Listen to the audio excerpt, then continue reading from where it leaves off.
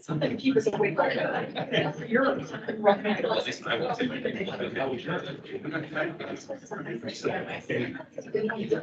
Can we say hey before you started? My goodness.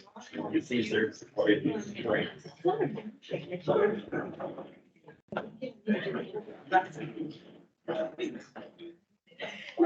Yeah, right. Suffer to be,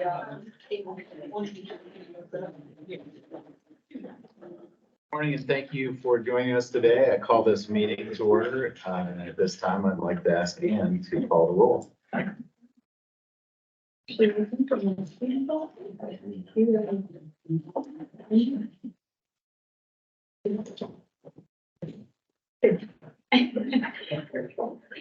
Ashley, Present.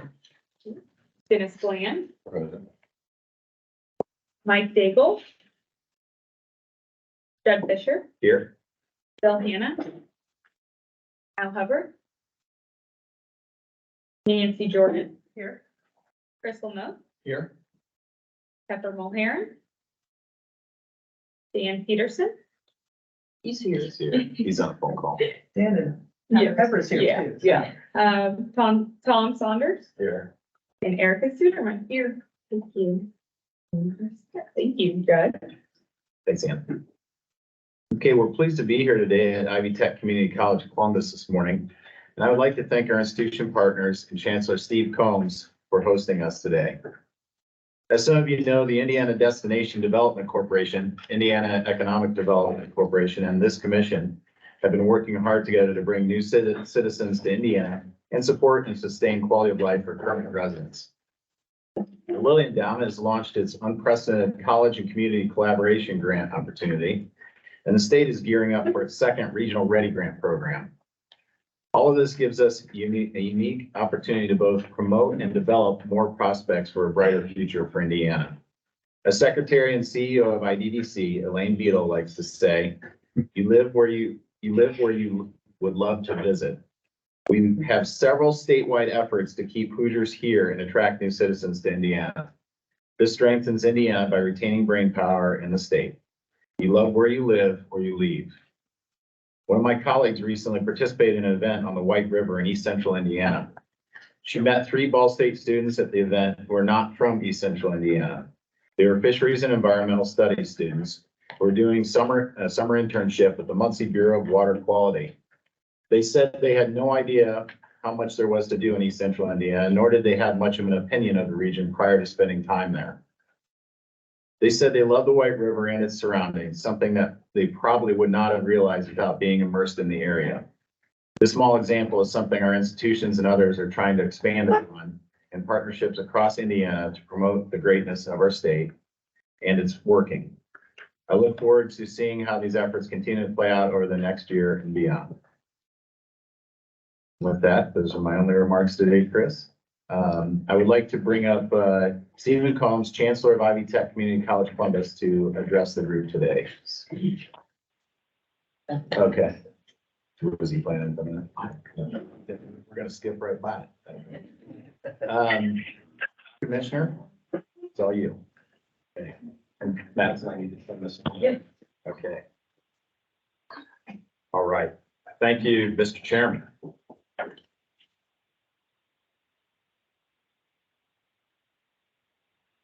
And so where might I need to point this, do you know?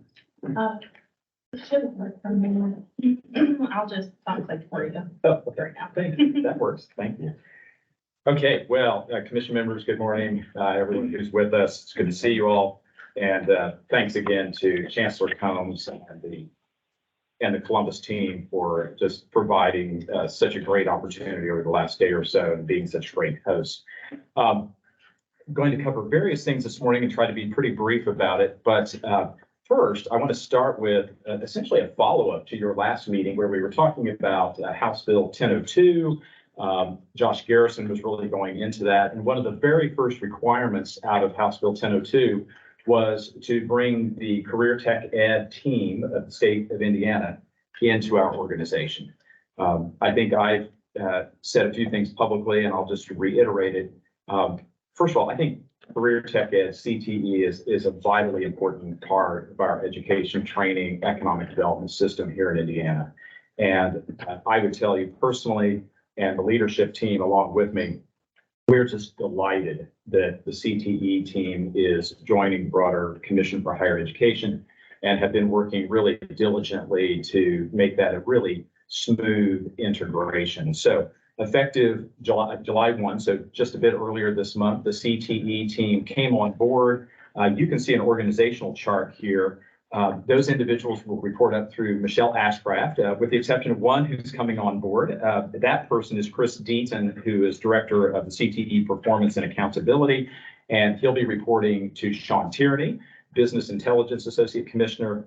And then, I want to read their names because we think it's really significant they're joining us. They'll be physically joining us over in the 101 West Ohio building, in the next several weeks.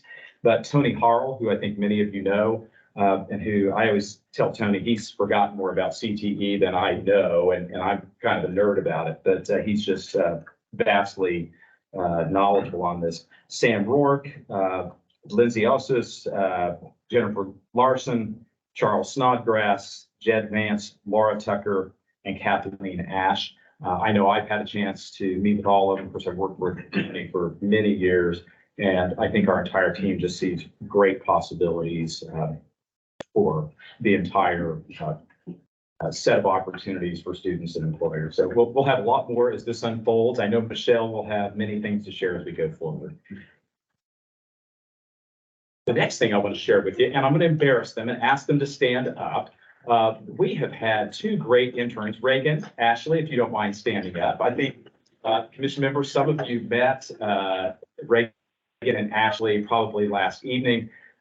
Our team received a notice, I can't remember, back in the winter or something, that there would be governor's interns. And I believe our office had not had governor's interns in the past. And quite bluntly, we all looked at each other and said, aren't we the ones talking about work and learn and so forth all the time? And then really selfishly, we also thought, we've got so much work to do. And if we could just get a couple of brilliant, energetic, collegial folks to join our team for a few months, let's do it. And the team leaned into it, and Ashley and Reagan said yes to joining our team. We couldn't be more delighted. So marketing and communications work that Reagan is doing, college enrollment work that Ashley's doing, and talk with the rest of the senior team at some point because they are doing real meaningful work.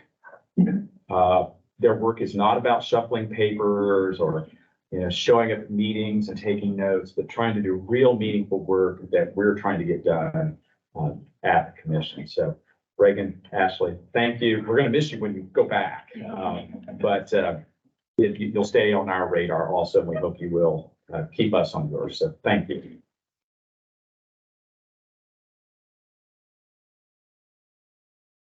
All right. The next topic I want to cover is the science of reading. And I had this on my radar to cover at some point anyway. It's funny, a couple of us were talking about this at breakfast, and I said, well, Nancy, I'm actually going to talk about this in a few minutes. And then there was an article in the Indianapolis Star, some of you may have seen it, talking about our educator colleges within various colleges and universities in the state, and ways in which they are judged by different independent bodies and so forth. And so it's created some news. And I thought, well, the timing is good. We ought to talk a little bit about the science of reading, because that's really what specifically the article was coming down to. And to a great degree, back to our conversation over breakfast this morning, Nancy, to a great degree, that's what that was about too. So I'll go through these bullet points real quickly, and one's on the next page in a moment, but I wanted to set a stage for you. Our team has been working with the educator institutions for a long time, as you might guess, public and private, those institutions, and doing so even with a renewed focus because of recent efforts that I think are pretty terrific in our state, led by the governor, Secretary General, members of the legislature. I'll speak to this in a moment. Incredible support from the Lilly Endowment. I say oftentimes we should just pinch ourselves every morning that we have a partner like the Lilly Endowment in this state. But reading and the science of reading has been lifted up, especially so in this last year. We are part of that. We've not talked about it much here, but our role is in partnering with those folks, partnering with our educator institutions, understanding what the dynamics are and saying, how can we help with this? How can we help hold each other accountable, but how can we also help in this? I've shared with some of you, and I think this probably isn't new news. I have lunch and other regular meetings frequently with the presidents of our institutions. I've asked some of them just not to put out a restraining order on me, but it is quite frequent. And even in the past few weeks, having had lunch with some of those presidents, and this has been a top item for discussion. And what's going on? How can we help? These various things have been put in place, especially over the last year. The bottom line is the various institutions are at various stages of implementing the science of reading. Some, it has just been the entire focus that they bring to how to do reading, but also with others, they've been building it. Others are in the midst of shifting. And all along the way, I assume you would know this about everything we do with the institutions. Our sister partners say, what can we do to support? What can we do to help keep folks accountability for better results, in this instance, of the ability for children to read? A bit more. So some of the specifics here.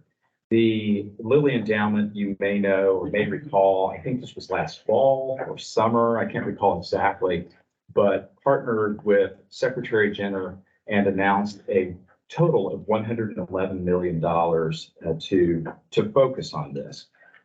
Grants that would assist teacher prep programs in focusing on and incorporating the science of reading. Portions of the other funding going toward instructional coaches, professional development. So thinking about the new educators coming out of the pipeline, those who are already in the classrooms. And so that money specifically, and then some others here in a moment I'll discuss, are going to bolster that work. DOE, some specifics that have come out of recent legislation, House Enrolled Act 1558. The Department of Education, so that is Secretary Jenner's part of the state government, is creating guidelines for teacher prep programs that will be completed by DOE before July 1 of next year, so not quite a year from now, in order for institutions to be compliant. The prep programs will be required to be reaccredited following the activation of that law. So I know this. I think everyone in this room knows Secretary Jenner, and she is pretty passionate about these things that she has been given responsibility for. That accreditation and recommendation that would come from Secretary Jenner, she views as a significant responsibility of hers. So the compliance, setting the guidelines, setting compliance and so forth are critically important. Our role with the commission will be to, if necessary, impose improvement plans for teacher prep programs found to not be compliant with the DOE requirements after July 1. I share this with you. This is getting into the weeds a little bit, but part of it is I wanted you all to know what was in statute, because I don't think we covered that in we didn't, Josh, in our briefing back in May. But this is one that we're in partnership with DOE, with the institutions, with the endowment, and frankly, anybody else who will come on board to do that. And again, dates and so forth given for requirements. House Enrolled Act 1001, which was the budget bill this year, provides an additional $20 million to support the department's initiatives related to science of reading. I won't go into each of those because they, again, get kind of in the weeds. Glad to talk about those on break or lunch or frankly, anytime thereafter. In addition to that, as you can see, State Board of Education will be establishing new literacy endorsements for first-time teachers. You can see the dates licensed by, and then to take effect after the 2 dates that are there. I put this last bullet point in. This is what I've been saying for, I think, the last 5 minutes, essentially, that we're trying to be very intentional as a team. I'm trying to be very intentional as the commissioner in working not only with the department, but again, the institutions in seeing what we can do. I am told for the first time ever that the secretary, Jenner, and I will be meeting with the deans of the educator schools in September. This will be one of the topics that we discuss. Earlier this week, I was invited by one of those schools to, I think it's later this month, meet with the dean, key faculty, and their advisory board. This will be one of those topics. You know, I think it's incumbent upon us to be doing those kind of things because, you know, this is, you know, Nancy, if you don't mind, something we were talking about at breakfast. This is not just, you know, a policy kind of wonky thing we talk about. You know, what are the scores? How many children are ready from a percentage standpoint, and so forth.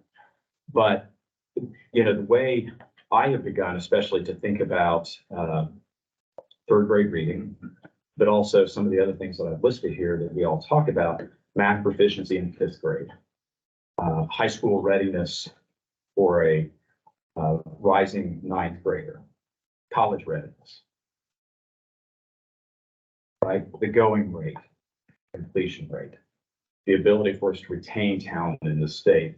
That, you know, I've said to a few folks recently, I think that the data are important. The economic and social data are important. I think they help to paint a picture. But with so much of this, I've begun to think of a couple of 8-year-olds in front of me. And asking myself, depending upon these numbers, will she be able to read?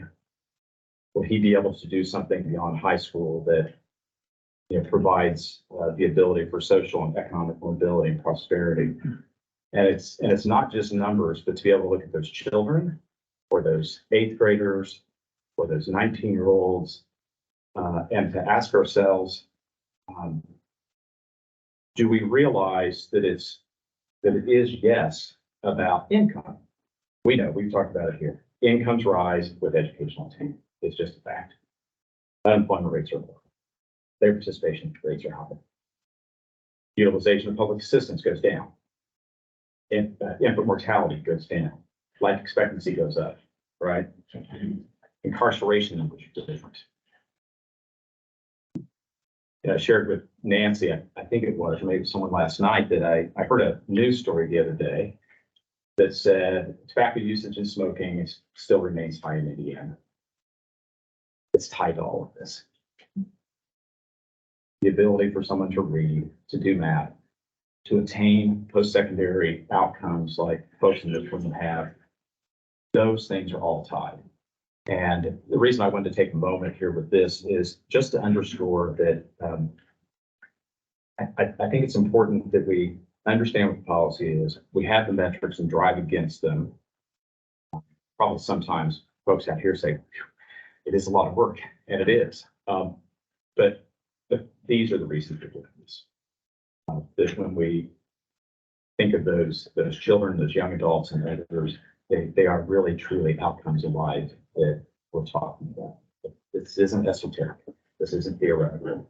So I wanted to make sure you all were aware of those. We'll also send the link if you haven't had a chance to read the article. It's good. But also to know that we believe it's really important, not just to say, well, this is, you know, K-12's problem, or this is, you know, an employer's issue or something like that. We have a role in this. First of all, it's defined by statute. But secondly, we believe, just kind of like the partnership you've been witnessing here for the last 18 hours or so, we have to do this in partnership with folks who can make change. Chris, Yes, sir. may I ask a question? Please. I agree with everything that you had to say. Everything. But I have always railed against third grade as the standard with which that's when to check that children are able to read. And it's at the end of third grade. And I've always felt it should be first grade. By the time they get to third grade and they still can't read, I don't know how big a deal would it be to set a higher aspirational goal and to align the resources to align with that versus waiting until third grade. And it's the end of third grade for that to be in place. I just feel like in a way we're disserving our children waiting that long. And I know you're right in the crux in the middle in the heat of this. I brought it up years and years ago. I've been bringing it up every year since. Falls on deaf ears. But I think third grade is too late. By then, it's kids are almost permanently behind. And so I'm just wondering, is there any way for that standard to be re-looked at? Yeah, I don't know, folks on the team may get nervous when I say this, but I'll just go ahead and say yes. Again, Nancy, we were just talking about this. I wish you'd just been sitting like I've been sitting between the two of you over breakfast. Yeah, we should look at that. I mean, if that's something we want to look at, let's do it. And yeah, I think this team's not hesitant to take on big challenges. So, Well, if I can help, I will help. thank you. Thank you.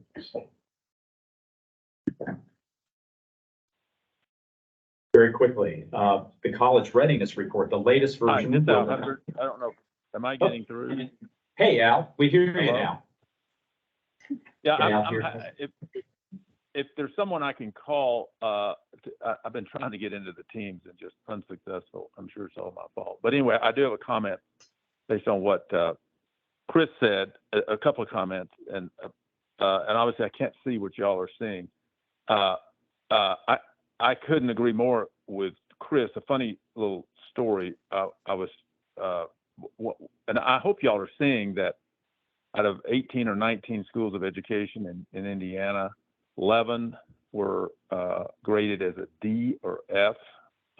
IU Bloomington was an F. Ball State was an F. Marian University was an A+. And I know Chris has been in conversations with the presidents, and there's, this is going to be addressed, and we're going to be involved in monitoring it. But just to support what Chris is saying, well, first off, the whole idea of you wait till the end of the third grade and find out that the kid can't read, we ought to be starting to teach them in kindergarten.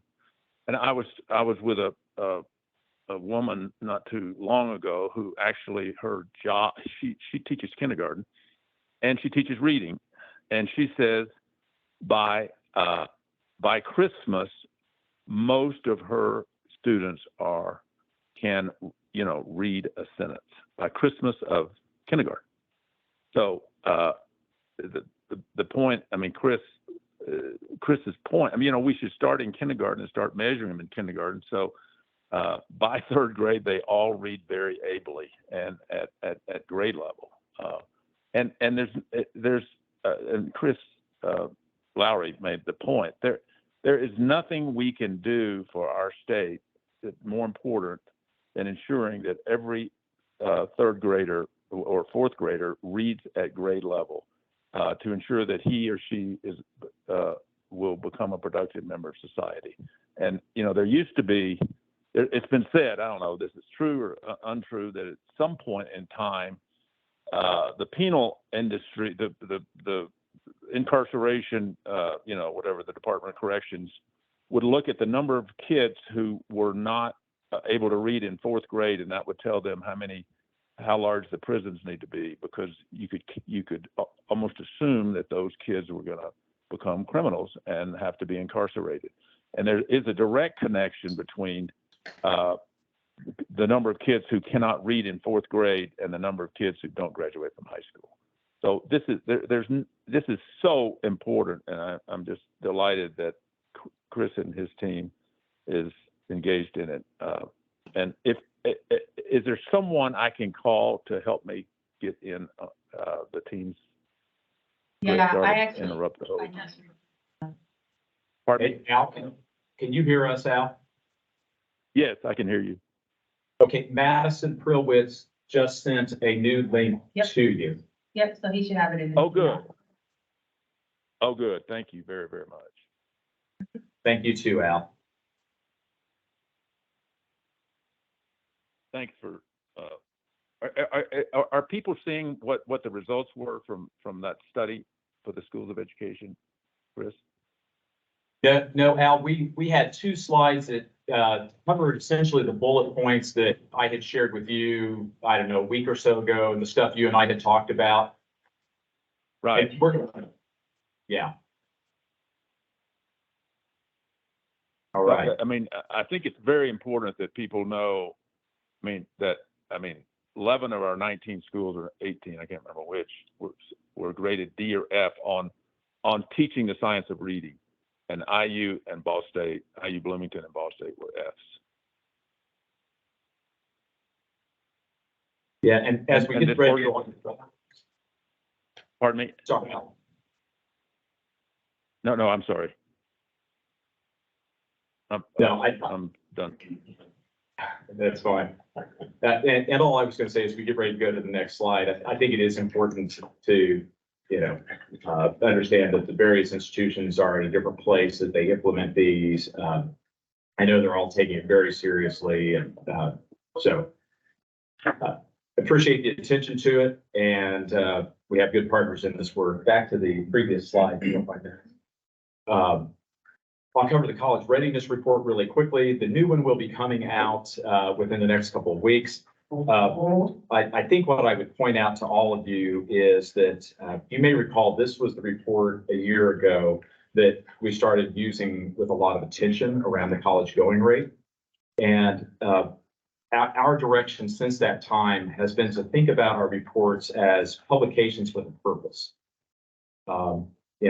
Quite frankly, the last thing I want to do is see these publications sitting on a shelf and 7 people in Indiana know what's in them. Which is why last year we began pulling out the big data. And very pleased that policymakers and others started using that data, frankly, started using graphs and so forth right out of our reports. And that's, again, the case with this. What I would highlight for you very quickly is what the report will show you was, again, there was a mild decline. It's the smallest decline in a decade in the college going rate, 0.5%. And the way that we rounded to 53. Last time it was 53.4, it's 52.9 this time. So it'll show us 53 again. Very little change as we look at some of the specific areas, 30% low income, 81% low income students who happen to be 21st century scholars, 43% Hispanic Latino students, 45 for Black students. Those things have not appreciably changed. This data is from 2021. We expect that those things will begin to change as some of the other strategic initiatives we have underway are just starting to be implemented. But just wanted to give you a little sneak preview. Will be coming out very shortly. Okay, I'll hit these really quickly. There has been a lot of discussion, as you well know, around the 21st century scholars and the auto enroll. What we have done is compare to what previous cohorts have been. This is the easiest one to share with you. Students who will graduate in 2026. So those are the folks who were just high school freshmen. The enrollment of those students was just around 20,000. With the new auto enrollment, the class of 2027, so those are the students who just finished 8th graders, it will be well over 40,000. That has actually electronically already been initiated. I'm surprised that Josh and Michelle even have their eyes open today because it's been a lot to get this done. But we're really excited about it. And as I think I mentioned before, and you'll hear especially Michelle talk about this at subsequent commission meetings, what it's allowing us to do, not only with our resources, but resources that we work really closely with our partners, is now shift toward the outcomes and the ability for students to be able to perform well. It's one thing to be auto-enrolled. It's a much different thing to make sure that they're executing those 12 Scholar Success Program requirements between the time they get signed up and the time they graduate. Because when they do so, they are just better students and they have higher likelihoods of success, not only in high school, but post-secondary. We'll have a lot more on that going in the future. The Indiana College Corps. You may or may not recall, 10 months ago, Michelle Ashcraft joined us in September, and it was in that public meeting, her third day on the job, where I said, so, Michelle, when do you think we can get all high schools? And publicly in front of all of you, and she stuck with it, by the way, that we expect to have all or almost all high schools in Indiana in August of 2025. That's 25 months from now, offering the Indiana College Corps. I mentioned this during our breakfast. 2 years ago, which was the 10th anniversary of the Indiana College Corps' existence in Indiana, 84 high schools offered it. That's not acceptable. That is 16% of our high schools. And to remind everyone, whether it's in the public or on the commission, the Indiana College Corps provides a fully transferable block of 30 credit hours to any one of our state institutions. That is essentially saving a year's worth of college or helping the student be more successful if she or he decides to pursue it over 3.5 or 4 years. It's a significant savings. It's a significant boost towards success. Again, we know rates of retention and completion improve as someone completes 15 hours, completes 30 hours, and so forth. Folks with the College Corps are more successful once they get to college, well, higher likelihoods of completion, all of those other things we talked about.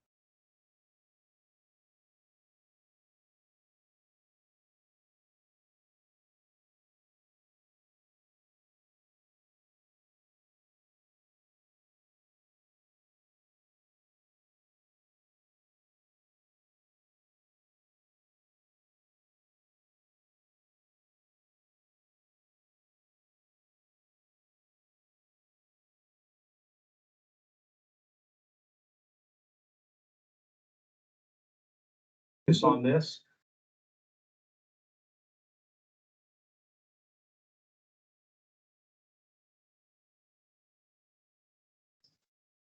Wi-Fi is going out in here. Oh, okay. The connection, that's what that is. Our pre-admissions work, I think it was Josh, maybe who talked about this last time, Michelle did, I'm sorry. Michelle, who talked about the pre-admissions initiative, Idaho was inspiration for it. Frankly, a lot of people who had a similar idea to this and said, why don't we make it less complicated and burdensome for people to pursue education, post-secondary education in Indiana. Again, just as a quick reminder, high school students in high schools that are participating this year, all schools will next year. They have to jump into the game this year, but 307 out of those 507 will be participating this year. I think these numbers are actually higher, aren't they now? Oh, yeah, they keep signing up. Yeah, you can tell this is like data from last week, everyone. Michelle, what are the latest numbers for participating institutions? The last time I looked, we were at 318. And then the, Over institutions, 28 participation institutions, that's what they the same in 318 high schools. okay, thank you. So, and then the higher ed institutions are also participating. We've asked them to give us minimum GPAs and or test scores to do this. And in early September, all new seniors in high school will receive a letter with lots of great information regarding the institutions in Indiana to which they are pre-admitted. We want students to stay here in Indiana. Certainly want them to follow their dreams and so forth, but I'd much rather one of those students pick an Indiana school than head off to Illinois or Kentucky or Michigan or someplace like that. And so that is underway. We'll have certainly a lot more news on that as we go forward. And with FAFSA, you've heard a lot about that. We will update you on this. I think I misstated last time that we would be the 8th state. We are actually the 7th state to have instituted this. What we can show you now is the completion rates are about 50% over the past 2 years. And I think that's been fairly steady, right, Josh, for a long time. We're not ready yet, but we'll tell you in September what we believe the next year's goal will be and then what that'll look like in subsequent years. I won't go into the data on the left side of it, but this will also then end up coinciding with the restructure of the form that's required. It's going down for what, 100 and some questions, Josh? 108 to 36. So I wish that had been the case when I had 2 kids going through. If you filled it out, it's not fun.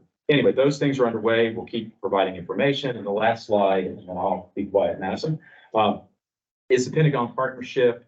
all I would tell you at this point, without going into all these detail, we've had 2 meetings and, they are proving to be what I would hope for. Discussions amongst leaders that, in many ways have mirrored what we've heard in the last, 18 hours or so here in Columbus. Folks from government, education, business, nonprofits, and philanthropy. And, I think what has been interesting is the discussions around what the challenges are, what some big ideas might be, what best practices exist around the nation, and very much with an eye toward how will we be a top 10 state in these metrics that matter for individuals, employers, and our communities. Frankly, and I haven't even said this to Madison before, when these 2 meetings have concluded, I really wanted them not to conclude. Because the discussions and even, frankly, having in the room and at the same table, sometimes folks who are, frankly, are all really known thought leaders, folks who are very recognizable, sit at tables with individuals that maybe they don't normally see, has been really powerful. And so I won't go into all the details around the feedback and so forth, but I am pleased right now and hold great hope that the work that's going to come out of the Pentagon is going to be the kind of work that we've been hearing about this last day or so here in Columbus. Glad to answer any questions, but it's probably time for me to be quiet, Mr. Chairman. Any questions? Comments? All right, well, thanks, Chris. Last meeting in May, you mentioned that Allison Kier was going to be your Associate Director of Marketing and Communications, and that requires a vote, but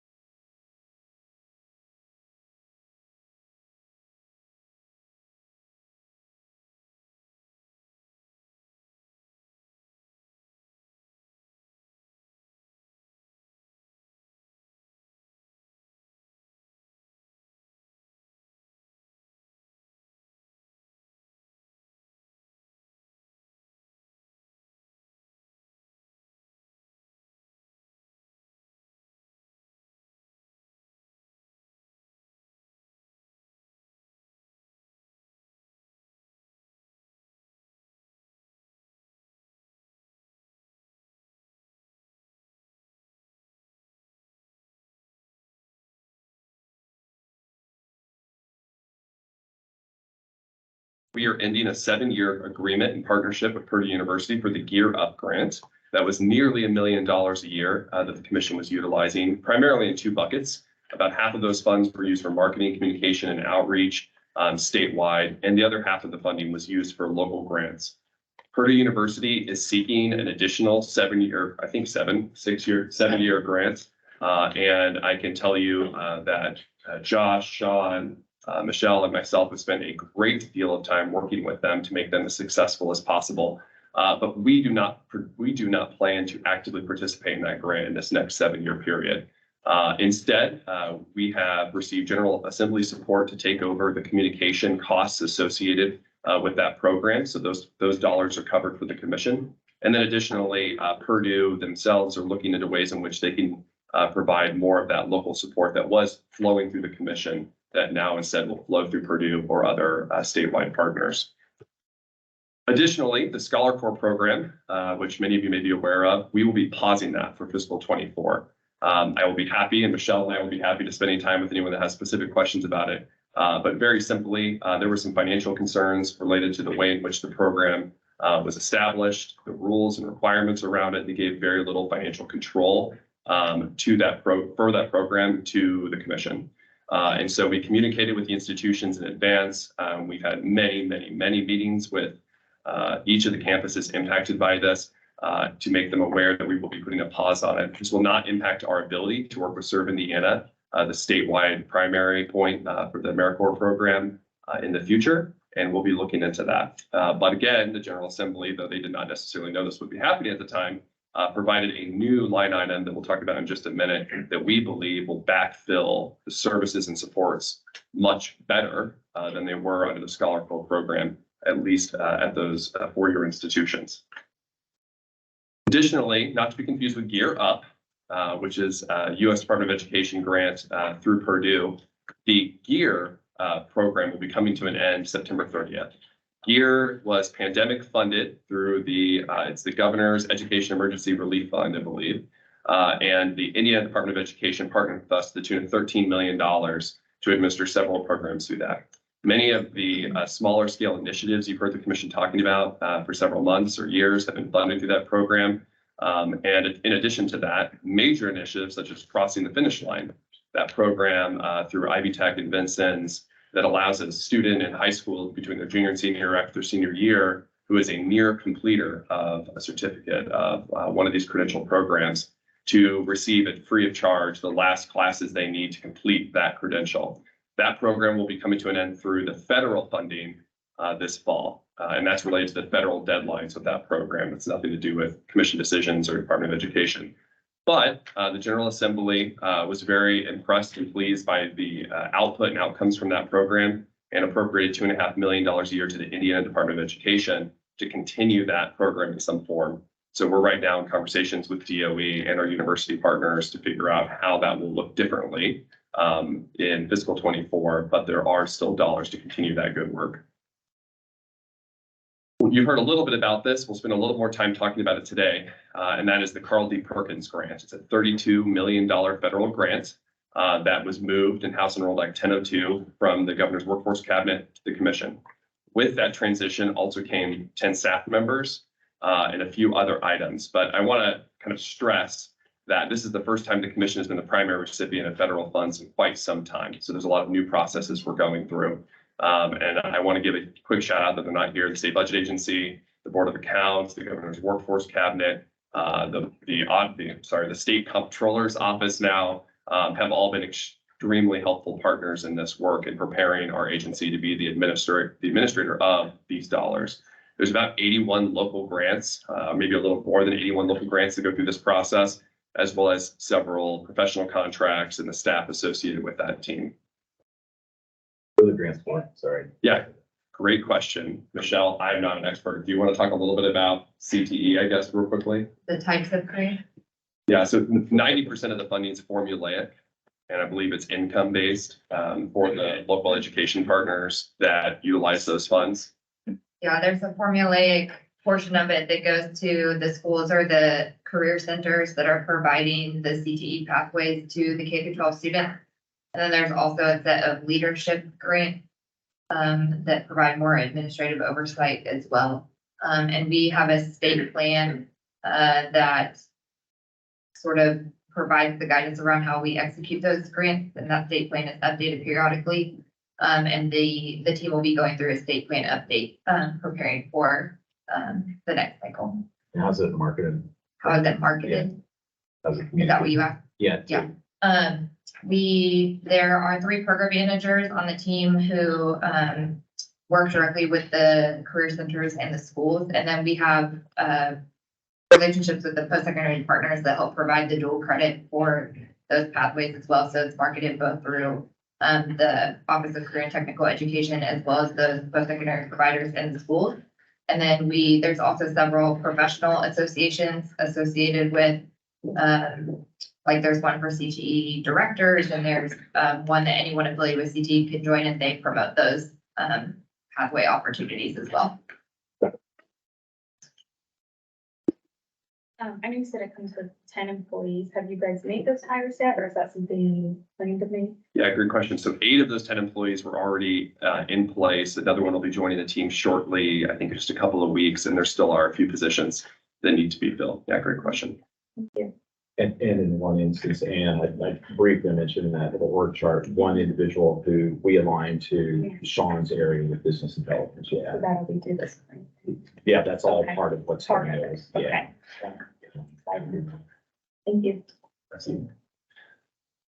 Another item I wanted to highlight as far as major changes in sources of funding there's several. It seems as if there are always some number of small philanthropic grants that come through the commission for very specific support.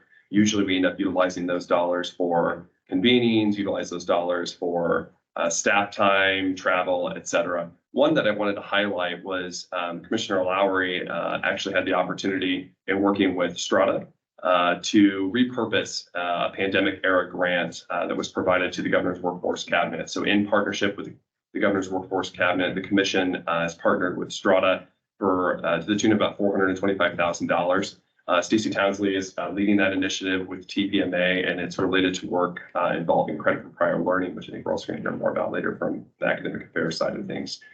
So we're continuing to, as best as we are able, find those opportunities to align our operations with those philanthropic partners, or find those philanthropic partners that already align with our operations and continue to use those monies to the best of our abilities. I won't get too deep into the General Assembly changes as we've talked about those at length, but very quickly, I just want to highlight a few things. One, you'll notice this in the comparative document. We have consolidated 4 administrative funds into one, so it does make a little year-over-year comparisons a little bit difficult. Additionally, we had our 21 budget cuts restored, which was about $900,000. The primary purpose of that restoration is to move administrative costs out of grant programs and into the administrative fund to give a much clearer look at what our operating costs as an agency are to the public and the General Assembly. There was also a compensation study that occurred in 2022, spearheaded by Governor Whitcomb and the State Personnel Department. I think it was about a 2-year effort where they were looking into private, nonprofit, government, local government, other states. They were trying to really come up with a comparative analysis of what compensation really needed to be to address, frankly, what had become statewide a significant staffing problem for state government. And so the General Assembly supported those works through the budget, and those funds are represented here as well. And if anyone's interested, the Budget and Productivity Committee, we had a good discussion on this, and we shared that compensation document that SPD put together. We'd be happy to share that with any members that are interested to see the form and way in which they went about this process. And then finally, I want to highlight a couple of items. $13 million in new financial aid support, broken out between new programs and increases for things such as the Workforce Ready Grant, the Earn Work Study Program, et cetera. And you're going to be hearing a little bit more about this, but we also received new line items for brand new programs from Martin University. The College Success Program, which I mentioned earlier, is a program that we intend to largely mirror the work that Scholar Corps was doing on university campuses, but to be, frankly, a much better supported financially program. And we'll be talking with the State Budget Committee about that in August. And then Heartland Scholar House, which is an educational opportunity in my home county of Madison, Indiana, for individuals who are looking to continue their education. So we're still actively working through those, but those will also show in your document. So at a very high level, one thing I want to note on the funding side is there was just significant investment in higher education this session. I know we've talked about that a great deal. We focused, I think, to this point, mostly on the university side of that equation. But I think it's also worth noting that the agency side, whether that's financial aid or operations, also received significant investment from the state as well. Switching over quickly to the spend plan changes, mentioned the CTE staff. I won't belabor that point, but one thing that comes with that are a need for additional office space. So our third floor of 101 West Ohio is not sufficient to house an additional 10 staff members. So we are looking to lease the fourth floor of that space or a portion of the fourth floor of that space as well. And we should have that wrapped up early next week. And so we're looking forward to growing that footprint as appropriately as necessary, but not such that we have unnecessary space as well. So we're very happy the building was able to accommodate us rather quickly.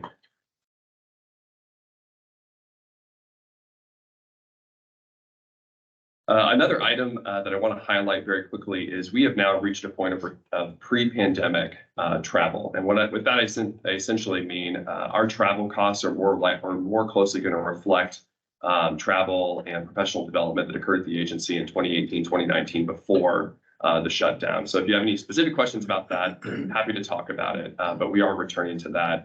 There is a lot of good work that comes out of these conferences. Our pre-admissions program came out of, I believe, a SHIO conference, if I'm not mistaken, Josh, as just one of many, many, many examples. So these opportunities, we usually send 1 to 2 staff members at most to these events, and there really are amazing policies that come out of them that benefit Indiana. Finally, technology, really quickly. We are permanently, you may recall last year I talked about the at least preliminary decision to move from an in-house IT team or an in-house development team to a contract. That decision is moving forward for the near and immediate future. And so we will renew our contract with Counterpart for this year while we work on a multi-year search, or not multi-year, a search this year for a multi-year partner to work on our 2 major software programs, ScholarTrack and Counterpart. And I'll also note there are several systems, websites, et cetera, coming over from the CTE team that will be integrating with the commission as well. Rajinder and her team have done a really great job working through that thus far. And finally, last but not least, I mentioned earlier the Franco-Banning grant carry forward of around $130 million. We're anticipating spending about $40 million more in fiscal 24 than we did in fiscal 23 through the Franco-Banning grant. And that really is representative of our hope that we're going to start to see enrollment change in that low-income population utilizing the programs out there, such as the Franco-Banning grant. And as I know Josh and I have talked many, many, many times, if we are successful, that number will grow. And as we told this body, we anticipate about a 6-year glide path that we'll be able to maintain before we need to make any types of adjustments regarding priority deadlines or anything like that. But we're extremely appreciative of obviously the commission's support for the recommendation and the support received by the General Assembly. And that is all I have regarding the spend plan at this time. I'm happy to take any questions. Any questions? Quick question relative to the additional funding for the Martin University and is that from the state? Correct. Yeah, there was $2.5 million a year provided in the line item for Martin University with a few requirements within it. Martin has shared with the commission a preliminary proposal. Statute requires that the commission bring any plan on how to utilize those funds before the Indiana State Budget Committee, so we'll be doing that in August. But we're still working through a lot of the nitty-gritty technical aspects of the distribution of those funds. Great question. Thank you. The only thing I would add very briefly to the things that Seth just shared with all of you, that at a very high level, I want you all to be clear on my commitment around the things Seth just referred to. These are the conversations he and I have. I'm not down in the weedy side of the numbers unless he wants me to look at something. But a couple of things. Again, I would express gratitude for the support from the General Assembly and the governor this year, restoring the previous budget cuts, restoring the Franco-Banning cuts from 2009, the other funding that came along. But specifically with regard to our agency, we will operate in the black. But as long as the 2 of us are around, that will not be an option to do otherwise. I think it was really important, and this should not be lost, about controls. I think Seth, you used that word a couple of times. There are a few things where we just want to make sure our controls are very tight. Similarly, he referenced consolidation of certain funds and then I think used the word transparency. We want this all to be as transparent as possible. The way we were sort of picking out of different funds to do various things, I think it made it more complicated, whether it's anyone of you or someone in the public, to understand the expenditures that we have. So Seth, thank you for your leadership in getting that done. And then the metrics that we're now associating with, he referenced just very briefly the Franco Bannon, the 6-year glide path. We will have metrics associated with all of these as we continue to meet with you, and it won't be forever that we get those to you, but just like the FAFSA number as an example, we want to make sure whether it's you as commission, folks at the State House, or the general public know what we intend the outcomes to be for these investments. They'll never be right on target. We know that about a plan, but we will be setting metrics and have already many of these to each of those. Thanks, Chris. Thanks, Seth. We have to take a vote on the 2024 spending plan. So may I have a motion? Move approval. Second. Motion and second. All those in favor? Aye. All those opposed? Passes. Thanks, Seth. Thank you.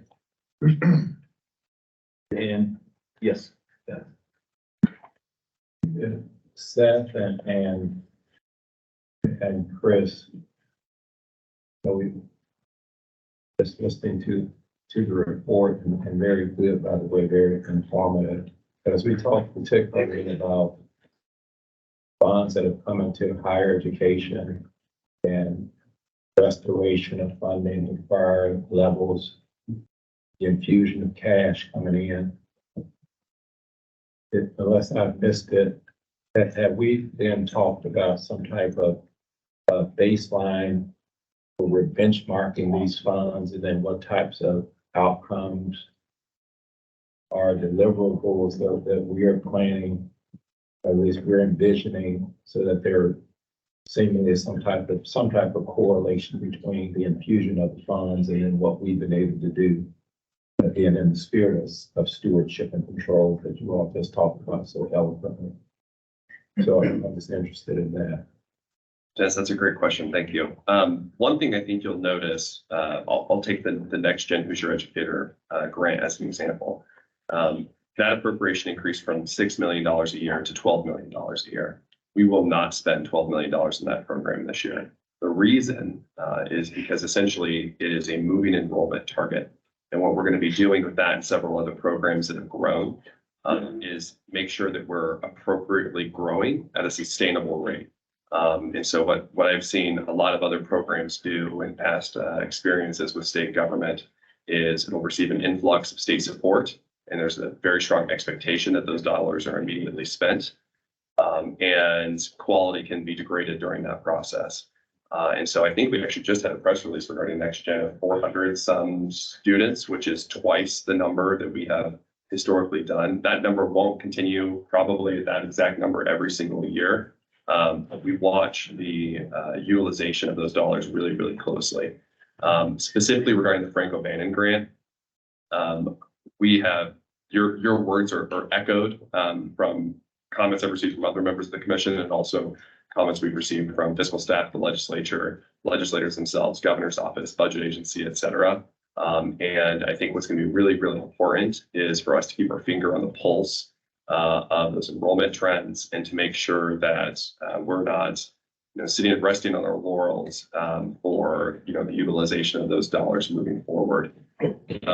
One thing I guess I'll add there really quickly is there are several, I couldn't tell you off the top of my head, 20 some programs, probably well over that now, that the commission operates that have unique funding sources and line items. And something that is not fun to do, but is important to do, and a challenge that we take very seriously, is ensuring that our local partners are utilizing those dollars to the best of their abilities. honestly, Des, I would love to, if we could offline, share some examples with you where we have had to decline requests for budget changes at the end of the year because the utilization of those funds wasn't appropriate, or where we've had to end contracts early for the same reason. So I really appreciate those words because that's the type of work that doesn't get seen. It's not as clear and obvious, and frankly, it rarely leaves people happy at the end of it. But it's that type of fidelity in the work that we do that I take very seriously. I know Commissioner Lowry takes very seriously. And it is something that I look forward to really digging into more, especially under this expansion of state funds that we've received. And I would add, just really, if I could, whether it's state funds or Seth mentioned Strata as an example, who was very generous with over $400,000 to help us with our credit for our learning work. What we are doing and setting about, and certainly it's not done. If you think back to those 7 big goals, I know that we talked about again yesterday, or I did in the state of higher education, when you start to pull those apart, a number of these strategic initiatives feed those. So whether it's 21st century scholars, FAFSA, Frank-Evan, all of these things that feed the college going rate. What we're literally in the midst of doing is saying, okay, we know what baselines are on a lot of these. Some of these things we don't put baselines. Eric asked a question this morning about, I think, veteran placements. Student veterans getting placed. Yes, student veterans getting placed. That's a finite example of the kind of detail that we're working on. Some of those, I gave you sort of the easy ones this morning, like the Indiana College Corps. Not that that's it, easy work to go about and do, but it's an example of one where now the program, 12 years old, had never had a goal. You know, to your point, Dennis, it was, hey, here it is. It's really good for students. Hopefully schools and then students and so forth will do this. So we have a goal. My guess is along the way, we'll not exactly hit the slope of the line in the way we want it. But we have said we will do those things first for those big goals. And so what does it mean to be a top 10 in credit for prior learning usage with adults? And then backing up from that between 2030 and here, what does that look like? And we're trying to do that and committing to the state. Feel very strongly about also doing that with our philanthropic partners. Veterans as an example. So to be a top 10 state in servicing college going rate and placements and so forth. So we're literally in the midst of quantifying those. Some of them, when I said it was easier or it was sort of a shorter cut, we had a definition of what that looked like. And so it was, although the work is hard, a bit easier to say, hey, here's where we are with 84 high schools and we want to get 500 plus. But it's a great question. We think that's important. Again, to be really candid, I think my favorite example to use is that in 2009, our state and others adopted the Lumina big goal of 60%. We were at 33%. I think what was missed along the way was the plotting of a line that said, here's how we're actually going to get there. Because otherwise, what we find ourselves with, I think the College Corps is an example of this. From your vantage point, any view, this was the slope of the line, and now the slope of the line is going to go like that. What should we have been, or should we hold ourselves accountable along that line? So works in progress is the short answer on that one, Dennis, but we are doing that with all of these strategic initiatives, and we'll share those as we come to those numbers. And as an example for one of the things the Veterans Task Force is looking at is the Purple Star designation. And that's going to be a very defined list of necessities for a school to be designated a Purple Star school for veterans.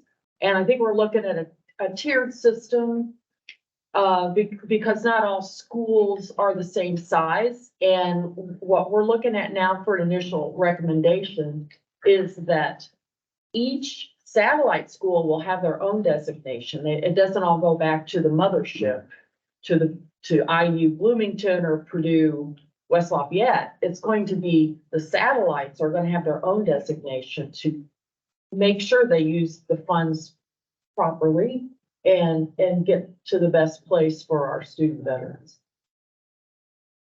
Chris and said, thank you for your responses. That doesn't surprise me. You all's approach and you're being on this with just maybe 2 points from a stewardship and accountability standpoint. I appreciate you all addressing that, especially as you talk about concerns about controls and putting pauses on certain funding, but then also from the standpoint of just sagacious business.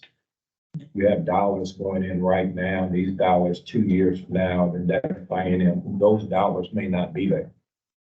And then as people start talking about the allocation of scarce resources, I imagine if someone is seeing some scorecard that says this is what the commission did with these dollars, they may be more inclined to say there are limited dollars to go around, but we just feel very good about where we're placing these dollars. These people are outstanding stewards, and look at the results that they get from the investments that are placed. And so thank you for indulging.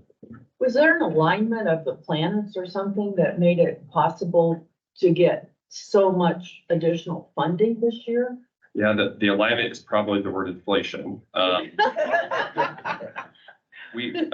Commissioner Lauer and I actually just met with President Mearns from Ball State and Becca yesterday, and one of the conversations was, how did we get here? How do we repeat this success? What does that look like? And I think the next year and a half are going to be spent thinking about that, of digesting kind of what occurred and how we got here.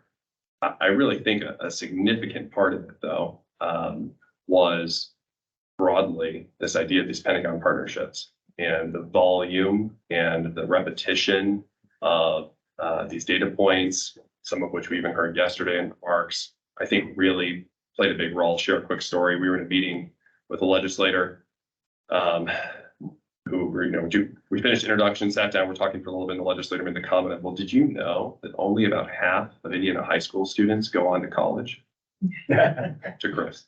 And I think it's that type of repetition, that type of hearing, that legislator had clearly heard that from enough people who weren't commission employees, that it had resonated in a specific way. So I will always think back on that meeting as a part of what made it so successful. And a big part of that is all of the partnerships outside of just the state agencies. It's very easy for state agencies to get very inward focused. And I think Commissioner Lauer's done a really great job making sure we don't do that.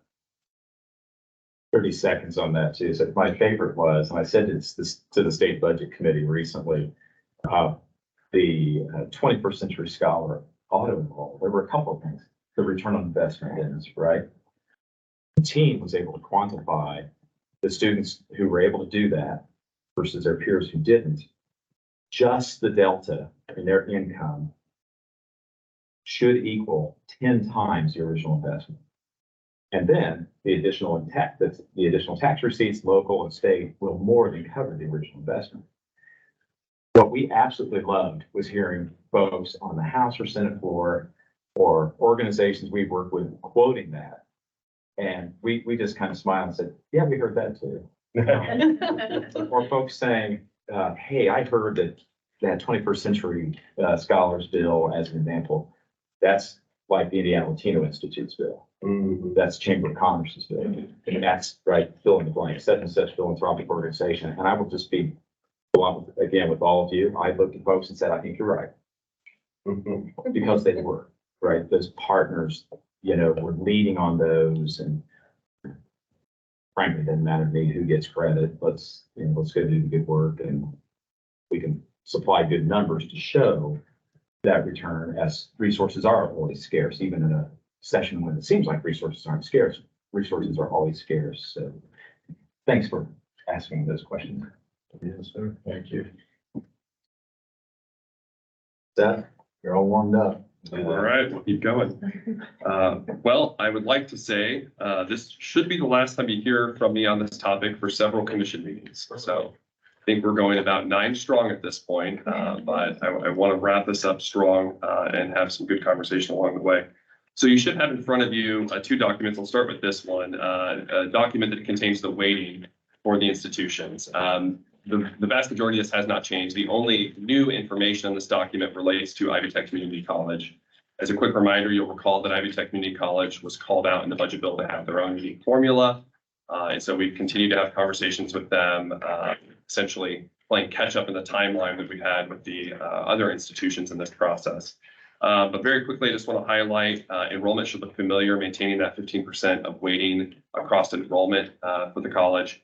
But then obviously the completion is a little bit different because for Ivy Tech, for their metrics, we're measuring specific degree levels. And you'll see the weighting there between industry certifications, which is new. Continue having in the good discussions with Ivy Tech regarding that data. And then obviously those sub 1 year certificates, the 1 to 2 year certificates, and then the associate degrees. And so I wanted to put this before you as this is new information, but the other institutions have not changed since the May 18th commission meeting. And one other item, we will continue to work with Ivy Tech on the solidification of their goals related to this weighting, related to these metrics that were approved at the May 18th commission meeting, using the same methodology that we're going to talk about here in just a moment. So the other document within your packet includes the goals for all, I think there's 13 institutions in this document, 14 if you, once you include Ivy Tech. And these were started as the preliminary goals that were shared with institutions in June.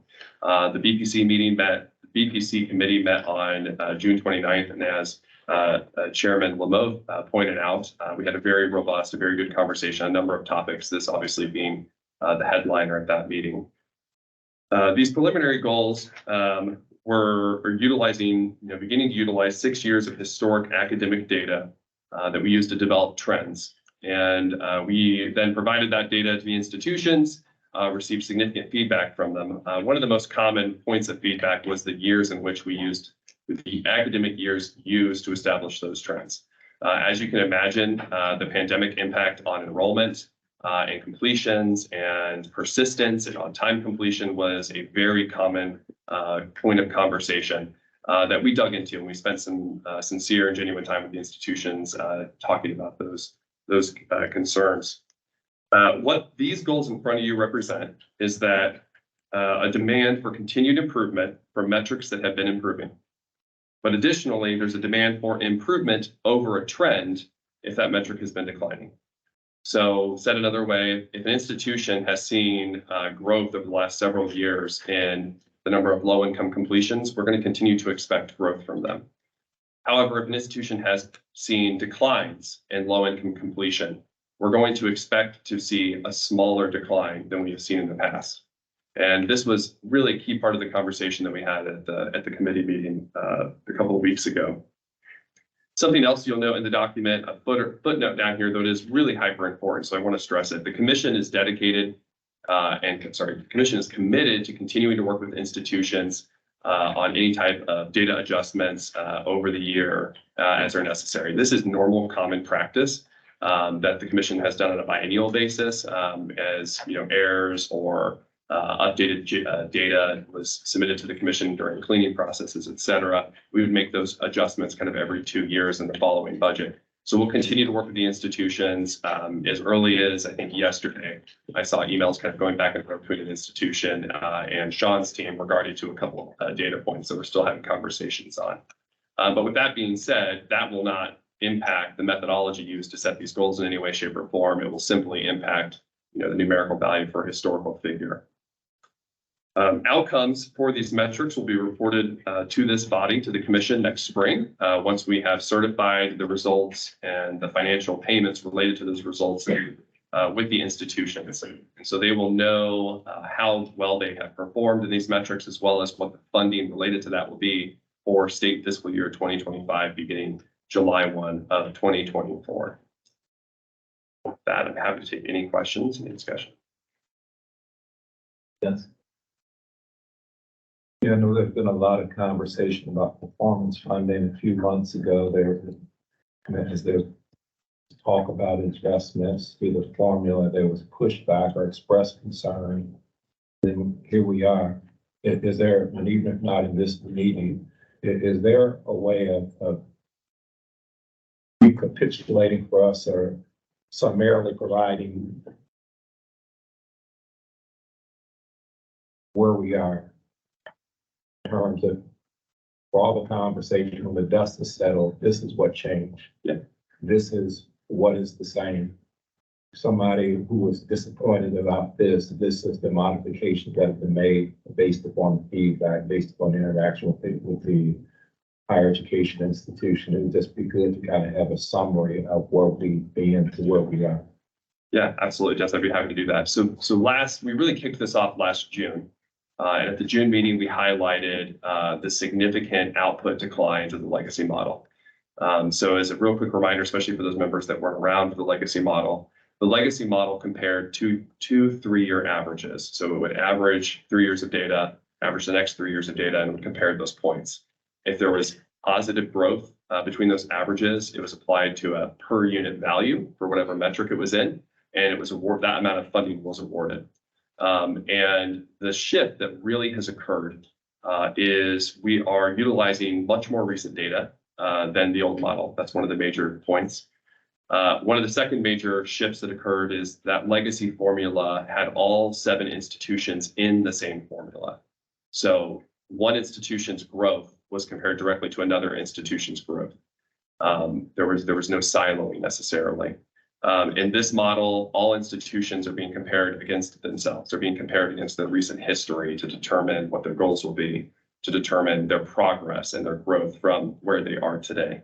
And then I would say the third kind of component of this, as far as a significant change goes, it's kind of a two-parter. One, the old model was a mixture of reallocation and new funding. This model, this biennium only includes new funding, but in addition to it, I guess I want to kind of pull back and give some perspective. The total funding for institutions this biennium was a 4% and 6% increase with some outliers. 2% and 3%, so 2% year 1, 3% year 1 was base growth.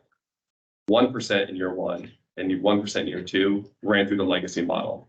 So in other words, 3 and 4% of the 4 and 6% of new money is set in stone. Institutions know exactly what they're going to earn this year and next year out of that legacy formula and that base adjustment. As we discussed at the May 18th meeting, fiscal 24 distributions are based upon the successful completion of a plan. And we've started to receive a couple of those. And there's a lot of feedback going on right now between commission staff and the institutions on those to make sure that they are meeting the criteria of that memo and providing as much information, as robust information as possible to the commission. And we'll share those once those are finalized. And then what this component is today that we're talking about is specifically the goal that's being set for the fiscal 25 funding. Something I think is really important to highlight is next biennium, or the budget preparation for next biennium, we will be having this conversation probably about 14 months from now, well ahead of the budget session. So it's one of our priorities in talking with the institutions and talking with the legislature and frankly this body. We want to get back to that biennial cycle whereby we are doing the lion's share work in this development process, essentially the summer and fall, spring, summer and fall before the budget session. So once we get to the budget session, the only conversation is really kind of the funding component of it and not any of these pieces. But through this transitionary process, when we started on it last spring and summer, kind of created this a necessity. You mentioned kind of feedback. I wish I could kind of quantify the amount of discussion and feedback that's occurred on this, but I think there's some things we can point to very clearly. When we first presented the weighting in January of this year, we had enrollment as 25% of the funding. Through a lot of university, commission member, and legislative feedback, we scaled that back down to 15%. That's one like quantifiable explanation. Originally, we had not included essentially a planned funding year in fiscal 24. The reason for that was we planned to use as recent of data as possible in awarding the funds. Concerns brought by the institutions, but also by members of the state budget agency, the state finance side of the shop. We're a little bit concerned basically about not knowing the distribution of those funds until Q3, Q4 of a given fiscal year. So we've moved those years back, one, to accommodate that concern. So those are probably two of the most tangible, applicable changes that have occurred. But every step of this has been rife with feedback, tweaks, modifications. And one thing I want to stress is it has been a long-standing process that every 2 years the commission has made adjustments to the formula. And I have no reason to believe, I don't believe Commissioner Ryder has any reason to believe that will not be the case moving forward. The last formula was around for more than a decade, but the modern version of it was a decade old when these changes were made. And so I just want to stress that we're really wanting to build a model that can outlive Commissioner Ryder or my time with the commission, but also maintains the support of the General Assembly, who ultimately has to decide if they're going to fund it or not. If it doesn't mean creating work for anybody, unnecessary, undue work, seems like what you just shared would be nice to actually have kind of summarized, because it seems like we're kind of at a pivot point. So even as we have these conversations a year from now, it'd be good to actually have that as a reference point. How do we get there? Not to mention bringing everybody up who are new to the commission. It just seems like that would be a handy sheet. And by the way, at the risk of sounding very corny, but that was what a beautiful response. Not to have notes and not to, that was brilliant. So, thank you. Yeah. Yes. Anyone else? All right. We now have to take the vote to approve the outcomes-based performance funding goals. Can I have a motion? So I got a motion in a second. All in favor? Aye. All opposed?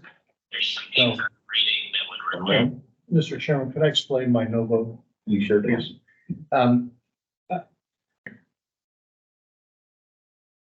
Let me explain what my no vote is not. My no vote is not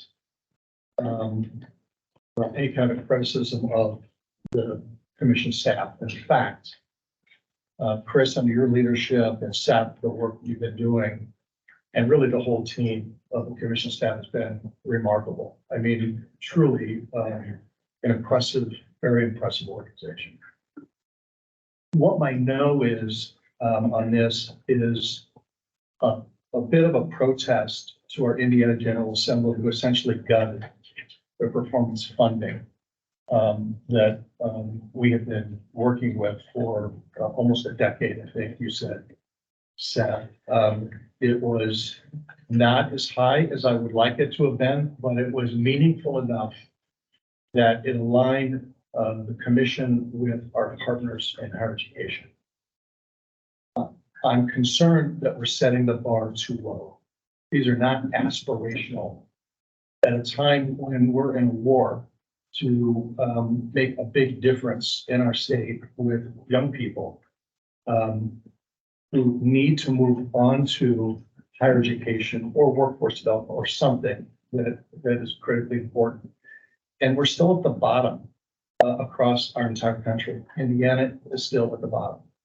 I look at our partners, I've gotten to know many of our partners and the partner institutions, and I have such great respect because these are bastions of intellect, of creativity, and the bar is being set too low. And when we say, well, we're going to put in place goals that will reward a slowing of our decline, I got a real problem with that. In the business community, that is a prescription to go out of business. And so I plan to be very diligent and vocal with our legislative leadership to help them understand. I think this state needs to be much more aspirational than it is. And I think our partner institutions need to lead in that aspiration, not be dragged along, kicking and screaming. And so that's what represents my no vote. But I'll certainly continue to try to be a positive partner for not just my peers on the commission, but also our higher education partners around the state. But I certainly will be challenging our legislative leadership to think bigger. Thank you for letting me speak. Thanks for your explanation. And now the performance funding goals are approved, but again, thanks for that explanation, Chris. Seth, you'll bring back the specifics on Ivy Tech when those are formulated. Yes, absolutely. We'll have an update for you. Thank you. Seth, why don't you go ahead and present the resolution to outline employee retirement benefits? Absolutely. So in 2012, when SASE and the commission were merged together, there was a bit of a mismatch between employee benefits. And we're experiencing that to some degree with the CTE merger. Specifically, CTE, as in most state agencies, are participate in Indiana Public Retirement System, or INPERS, specifically in the PERF program within INPERS. Commission staff participate in TIA CREF and have for a very, very long time. So what the recommendation before you is today, should be on page, I believe it's 9 of your agenda documents, a draft resolution, would allow the CTE employees a one-time irrevocable decision on whether to stay with INPERS and participate, continue to have active participation in INPERS, or more specifically, the commission on their behalf to participate them in INPERS, or to move to TIAA.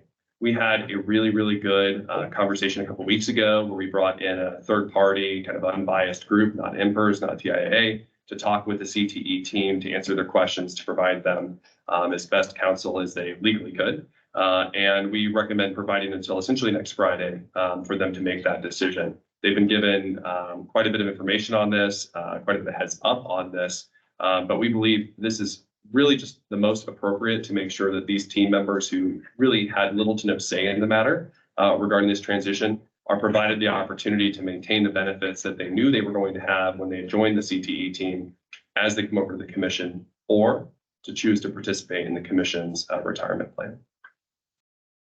So, any questions? Do they get to each individually choose, or is it once the group decides, then the majority goes this way, the majority goes that way? Great question. So part of the resolution is it does maintain TIAA CREF as our primary retirement benefit. So it is an individual choice for them in the position they're in at the moment. Should they leave that position, a new employee coming to that position would default to the TIAA CREF. So it really is kind of just a unique opportunity for the specific employees that are transitioning to us. Thank you. Any other questions? Move approval. Second. All right, motion and a second. All those in favor? Aye. All those Aye. opposed? Motion passes. Thank you. We have 6 capital projects for full discussion. The first project is the Ball State University North Campus renovation, and that can be found on page 11 of your agenda book. I'd like to invite Becca Pulse-Rice, Vice President for Government Relations and Industry Engagement, to present this item.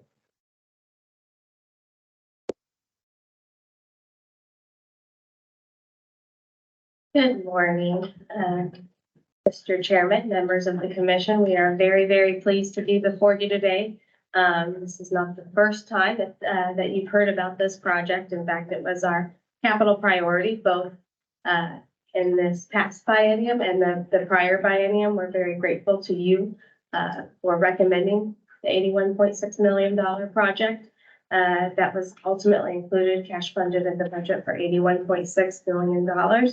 It is a very large R&R project, over 358,000 gross square feet of R&R work in 4 different buildings on our North Campus area. 3 of those constructed around our Emmons Auditorium, related to arts and music, as well as our architecture building. As you think about the age of those buildings, some of them age back to perhaps the 1950s, and I know that you had an opportunity to see that some of those both systems, including electrical, water types of systems, as well as ADA type systems, are important. But I think on the positive side, where we fix systems, we also have new and exciting opportunities, particularly in the arts buildings, as we think about that film and media tax credit, lining those buildings in ways that can help us to create that workforce as an Indiana serving institution that can put us in a good position to take advantage of and have the workforce that can help those who may come to Indiana to do those sorts of things. I think those arts and theater buildings are also really important as we consider that $100 million investment in our university and adjacent property of the village. That private investment is really based around a private developer's belief in the success based on an arts and culture corridor These buildings are a part of that. There'll be a performing arts center, which is really the laboratory for some of those major programs that will be included in those arts buildings. Of course, the architecture building is a very important building. We produce the architecture workforce for the state in a lot of ways as well. Again, not a lot of new space. They will bump out that drafting board. I guess it's an iconic looking drafting board that unfortunately has several leaking issues. And so we'll bump it out, have a little bit more efficient use of space and be proud to have an architecture building that will be well suited to help to train the workforce for tomorrow in architecture. So with that, there's lots of details of lots of buildings, so I'm happy to take questions, but know you have lots of projects before you as well. Beckham? Okay, Seth, you gonna give us the staff recommendation? Thank you, Mr. Chairman, members of the commission. I'm going to be very brief. Staff recommends approval of this project. One thing I'd really quickly like to note when you're considering these R&R projects, as a reminder, we have an R&R formula as part of our operating budget recommendations to the General Assembly every 2 years. And a significant part of that formula is based on the age of the buildings, which these R&R projects update those ages for that escalation factor and cost. So we'll also see savings on the back end from that R&R funding. So, then a motion? Second. Motion and a second. All those in favor? Aye. All those opposed? Passes. Congratulations. Thank you. I'm not sure I ever knew that that's supposed to look like a drafting board in my years. I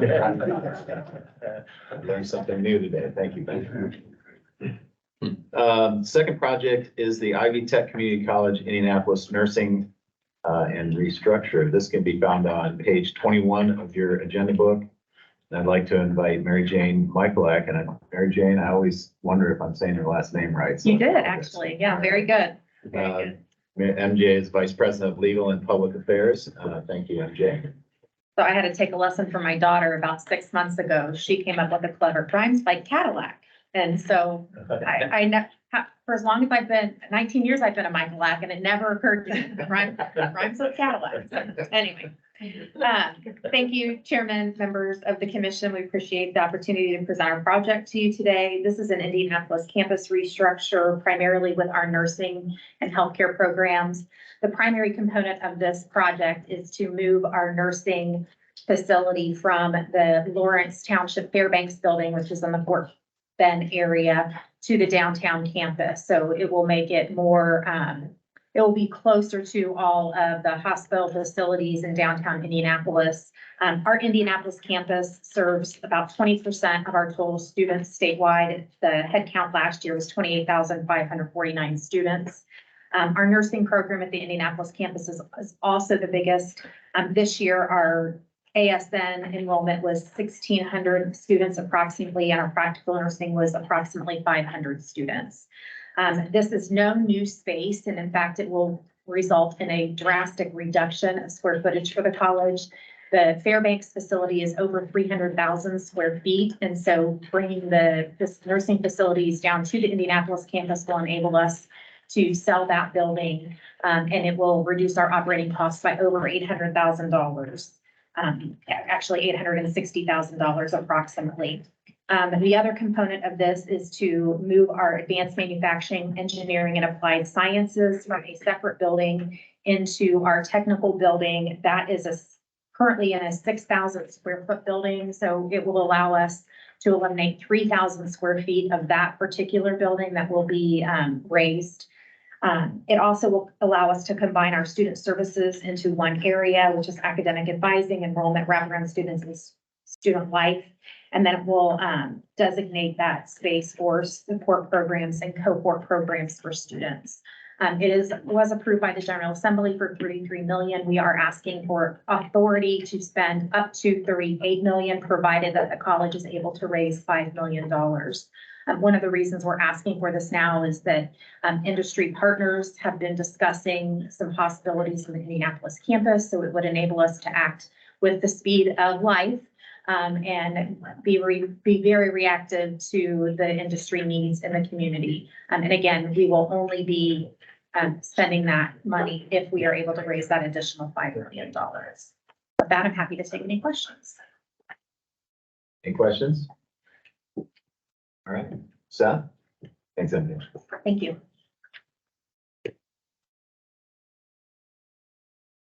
Thank you, Mr. Chairman, members of the commission. We had a robust conversation at our last Budget and Productivity Committee about this project and have had some follow-up conversation. And with that being said, staff does recommend approval of this project with the understanding there's insufficient gift funds materialized and only authorization for those funds that are available moving forward. And essentially, if additional dollars are needed to reach that $38 million mark, that Ivy Tech will simply come back before this body to request authorization for any additional future gift fund dollars that are raised. Seth, any question for Seth? All right, can I have a motion? So moved. Motion and a second. All those in favor? Aye. All those opposed? Passes. All right, congratulations. The third project is the Indiana University Bloomington Wells Quad and Public Health renovation. That's on page 33 of your agenda book. And Dr. Tom Morrison, Vice President for Capital Planning and Facilities at IU, will present this item. Good morning, Mr. Chairman, Commissioner, members of the commission. Pleasure to be with you today. I have 3 projects for your consideration today for Indiana University on behalf of the trustees and president. For the first one, it is on the Bloomington campus. This is the Wells Quad renovation. You have seen this project before. This was part of your capital recommendations in the most recent legislative session. We are grateful for your support of that project. In that process, we're grateful for the support of the General Assembly in moving it forward. This project, just to refresh, is the renovation of 4 buildings on the Bloomington campus. 3 of those are in the Wells Quad, so that's why it's called the Wells Quad project. Those buildings are Sycamore Hall, Morrison Hall, and the Music Annex building. They all rim the old Wells Quad, all built around 1940. 2 of those buildings have been undergoing phased renovations already with the existing R&R funds, and so this will finish those buildings off. The biggest chunk will be in the renovation of the public health building on the Bloomington campus. For those of you who have been around for a spell, might remember that as the Hyper building. It was originally built in 1917 and had an addition in 1927, another one in the 1960. And so this is to bring systems. We have systems in that building that date back to World War II. And this will bring all those systems up here. All of these projects are hardcore renovation projects. A lot of things that people will not see. But to make the buildings more efficient, appreciate Seth's note that this is one of those projects that will actually result in a decrease in the R&R formula funds that the state commits to because we're using these special appropriations to bring everything up to basically a 0 building age within the formula. This has been a longstanding part of the institution's capital plan is that we have said if we could seek the state's assistance in the renovation of our much older buildings, particularly on the Bloomington campus, that we would seek philanthropy for the newer ones. Seeking philanthropy for renovation, I think, as you know, is really hard. And so we deeply appreciate the support of the state in this project. The project is 572,000 square feet. And it is $89.5 million. Happy to answer any questions. Any questions? All right, thank you. Beth? Thank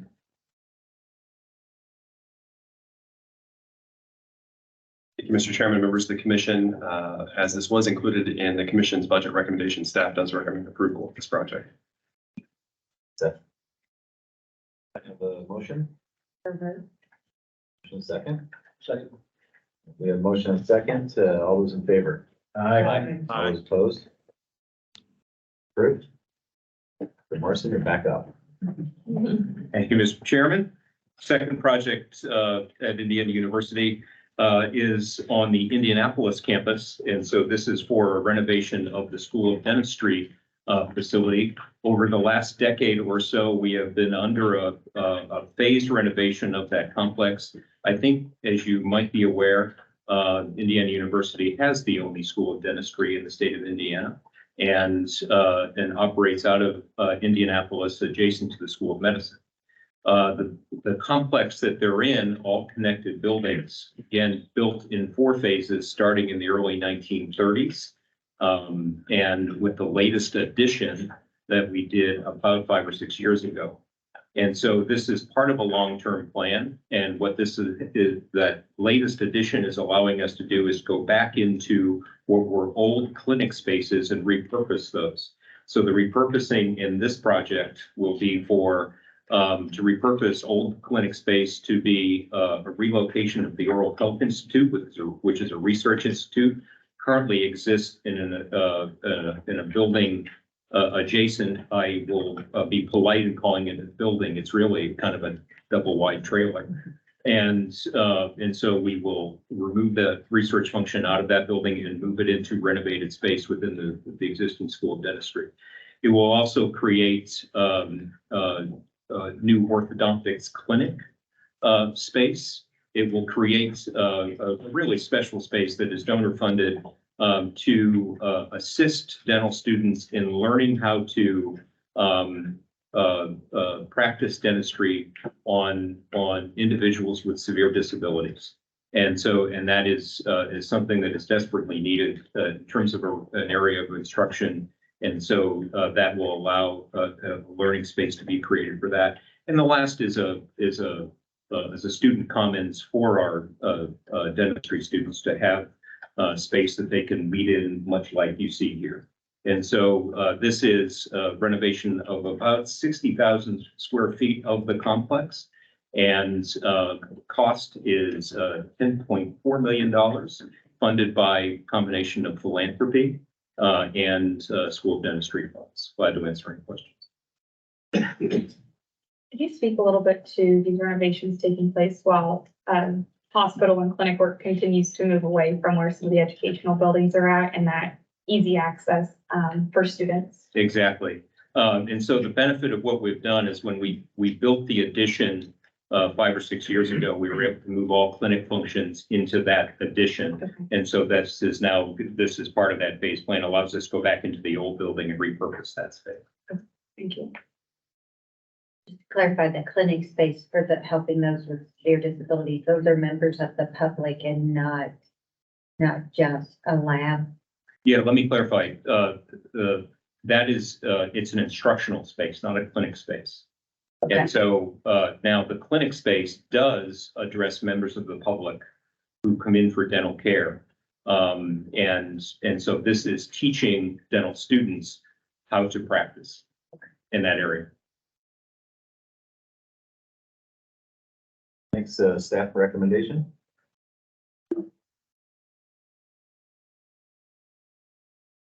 Thank you, Mr. Chairman, members of the commission. I love consistency. This project, though a little bit larger in scale, was Indiana University's #2 capital priority project that they brought before this commission last fall. As the second priority, it was not a part of the staff recommendation or this body's recommendation to the General Assembly for funding. But as it is now funded through GIFT and operating reserves, we'd like to offer the staff support for this project. Take a motion. Move approval. Motion and a second. All those in favor? Aye. All those opposed? Passes. Thanks, Tom. Thank you, Mr. Chairman. Third project for Indiana University today is another that was funded by the state of Indiana in its most recent legislative session. It is for renovation and expansion of science lab space on the Indianapolis campus. The renovation and expansion of science labs has been a part of our 10-year plan. The existing science lab space on the campus, on the undergraduate campus, as compared to the School of Medicine, are in buildings that are approaching their first phase of major renovations. These are buildings built in the early 1980s, and so approaching 40 years old. And so will allow us to go in and renovate those spaces for new faculty hires that will be related to the science and technology corridor that has been an initiative of part of the new Indiana University, Indianapolis. This also allows us to build an addition to the science and engineering lab building. All of these lab buildings are all connected. And so this connects 4 buildings together. And because one of the things that we know is, while we've had lots of discussion about the reshaping of IU and Purdue as it relates to the Indianapolis campus, and very successfully so, we also know that the first day we do this, all of those researchers, whether they work for IU or whether they work for Purdue, will all be in the same buildings. And so we want that collision. We want that opportunity for those scientists to interact. And so in IU's case, we'll be renovating those labs and expanding related to the School of Science. The addition will be about 50,000 square feet. And then the remaining funds used for the renovation that I talked about earlier. This will be a $60 million project funded by the state of Indiana. Again, we're very grateful to the General Assembly for their support and commitment relative to this project and the reshaping of our Indianapolis campuses. So glad to answer any questions there. Any questions? All right, Seth?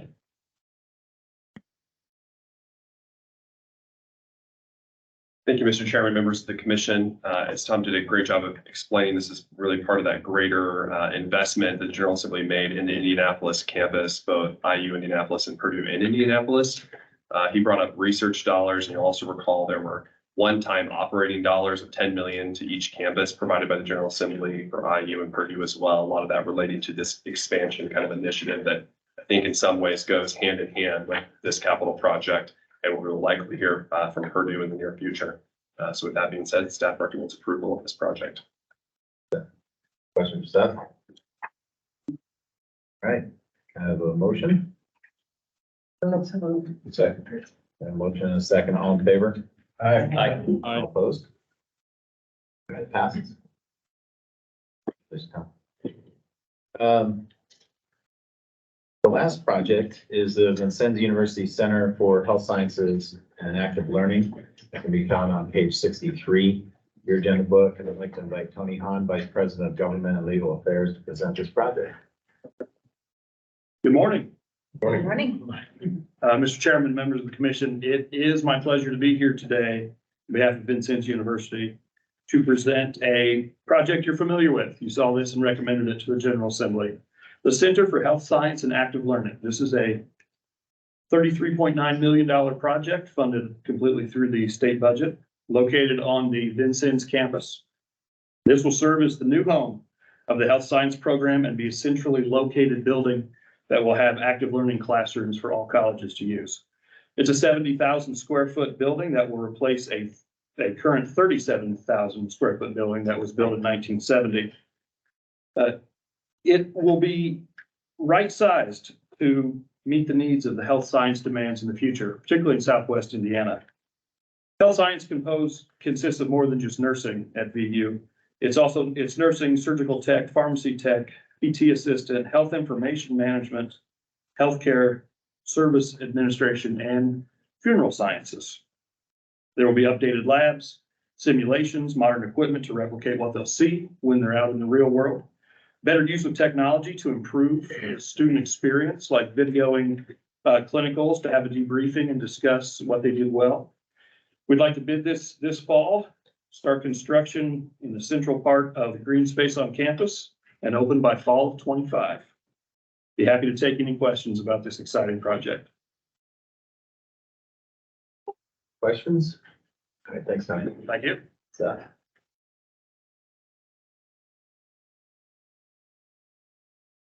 Thank you, Mr. Chairman, members of the commission. As I think Tony mentioned, this project was included in the commission's recommendation. It was funded by the Indiana General Assembly, and staff does recommend approval of this project. Questions for Seth?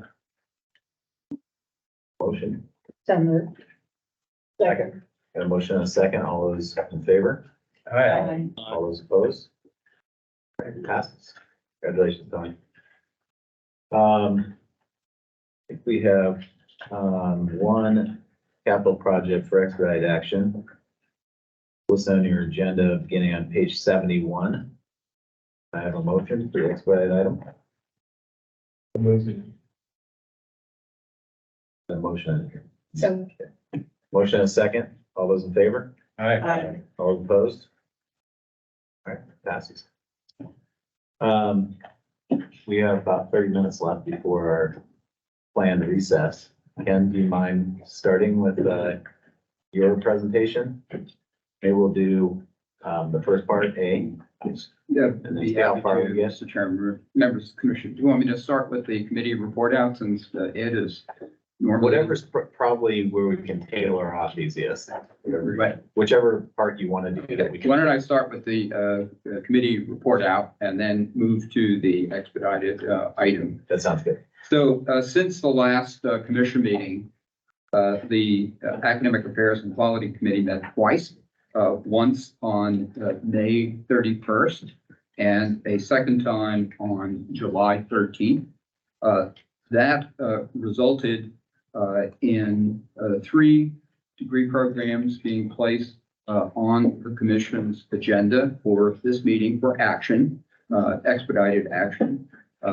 We have the Master of Science in Psychology and the Doctor of Psychology that would be offered by Purdue University Northwest. And there is also the BS in Teaching Major in Middle School Science to be offered by Ball State University. I would point out that the Doctor of Psychology to be offered by Purdue Northwest would be a pre-professional clinical program. So it's not a research scholarship doctorate. It's a clinical pre-professional program. And I would also point out that the Ball State program in middle school science allows an individual to get a grounding in all of the sciences that middle school teachers are supposed to teach. There is another license that calls for the individual to major in one specific area, and consequently, they may not get the kind of exposure in all of the other sciences that they would have to teach should they be teaching middle school grades. So in any case, those are the 2 programs that are on the agenda, the 3 programs that are on the agenda for expedited action. Might as well just finish the committee report and then the commission could move to expedited action if you so wish. At the 2 meetings I mentioned, there was an update to the committee on the National Governors Association Learning and Employment Record Grant.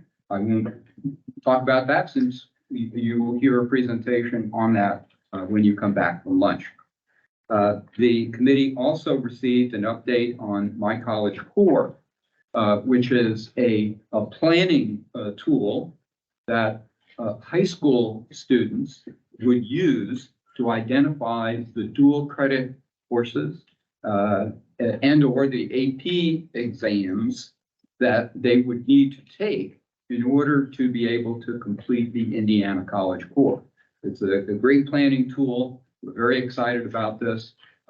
This will launch August 1st, and I think it's a great example of Michelle's team and the academic affairs team working together to develop something that will lead to more students, high school students, completing the Indiana College Core. And I'm going to stop there. Okay.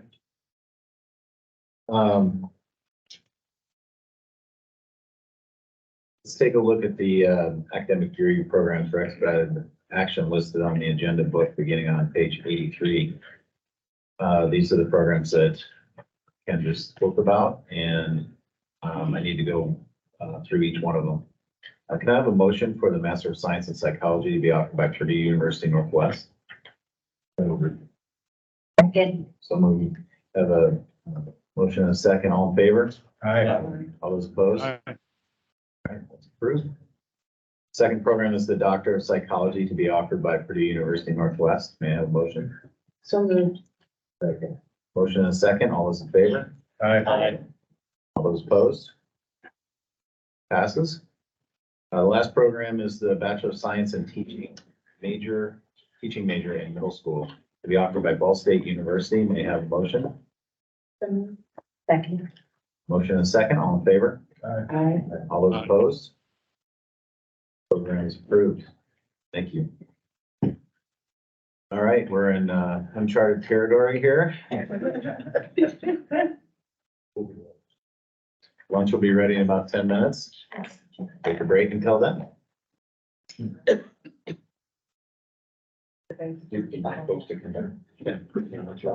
Yeah, if we can, let's come back at about 12:45, if that's okay, and we'll get started. Yep. He knows why we did. Just for the public record, Chancellor Combs. Stephen. I just wanted to thank you. Publicly thank you, just in case we don't. Sequence here, but really appreciate your time. Thanks for hosting us. It's awesome to you last night.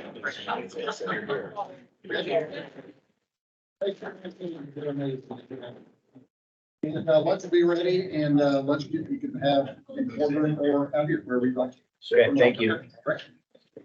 These aren't yummy, but they're. Well, no one hears.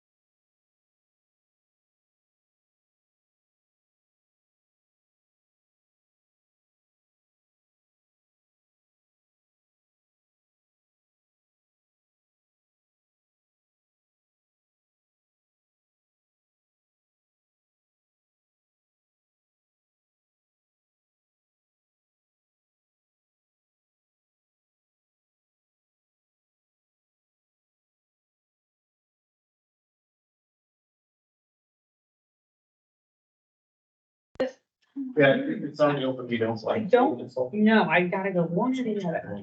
Yeah. I'll go into it, right? They're popcorn, they might be. I think they're popcorn. I thought they were. Yeah. Steve on instead.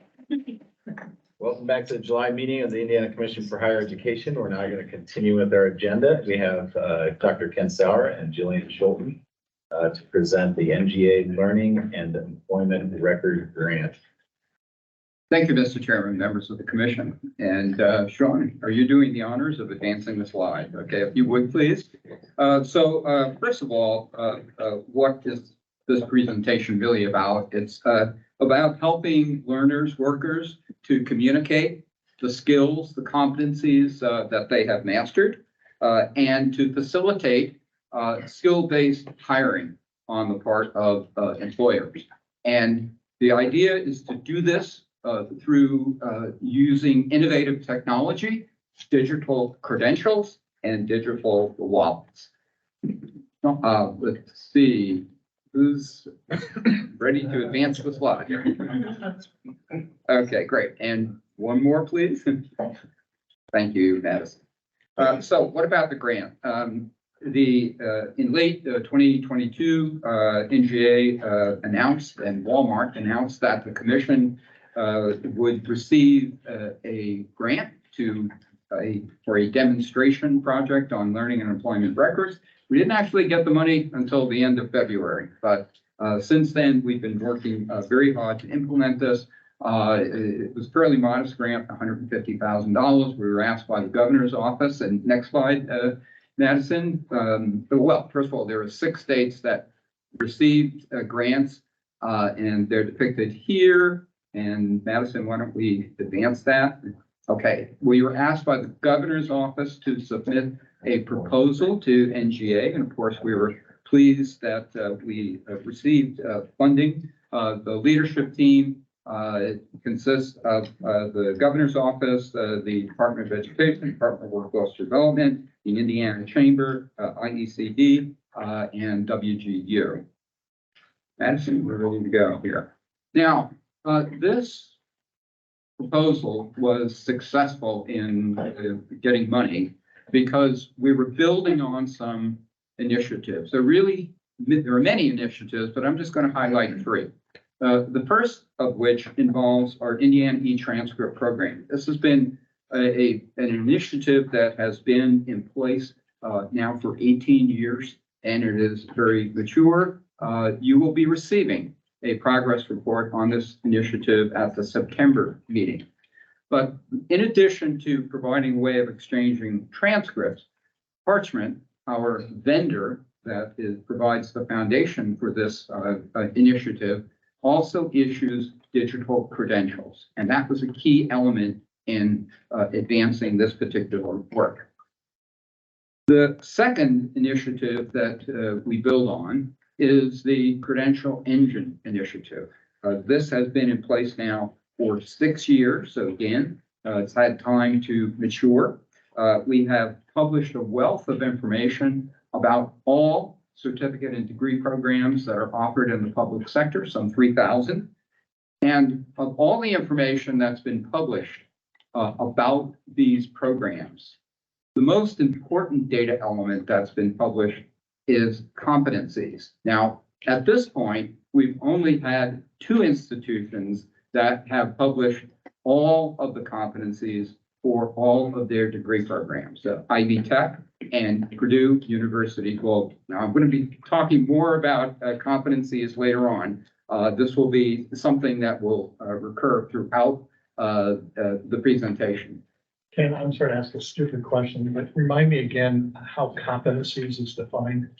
Well, competencies, you can think of them as knowledge, skills, and abilities, KSAs. You can think of them as learning outcomes. You can think of it as the knowledge that one possesses and how they can apply that knowledge. There are different ways in which that term is used, but basically it's a skill set, knowledge, skills, abilities. How do you apply that? That's really what we're talking about.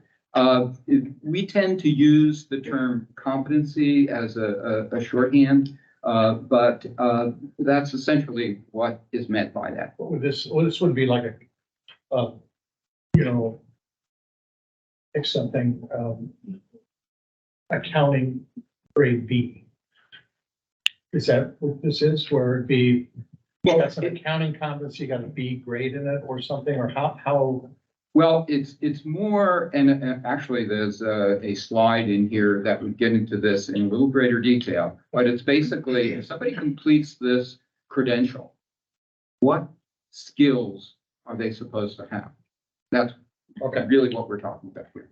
And Ken, maybe as an example, you correct me if I'm wrong, say in an accounting class, a specific one, the ability, for example, to complete and interpret a cash flow statement or a cash flow income statement, balance sheet.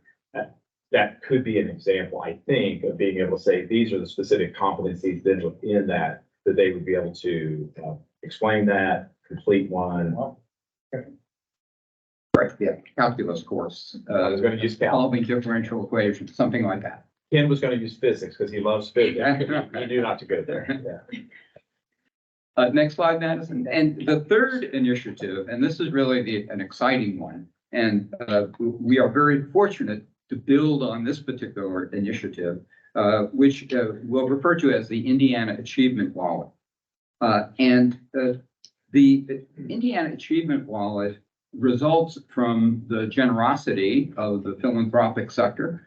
Lilly Endowment gave a considerable grant to Western Governors University, and later on Walmart provided some funding, which is actually being used right now to further this work.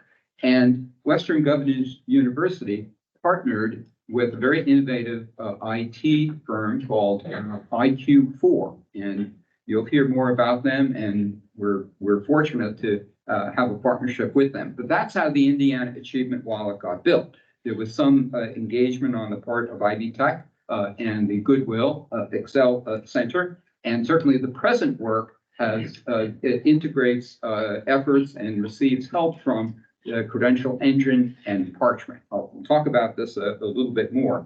But the key thing is that we had a functional prototype of a digital wallet. Now, nobody, up until a couple of weeks ago, nobody had been actually using the digital wallet.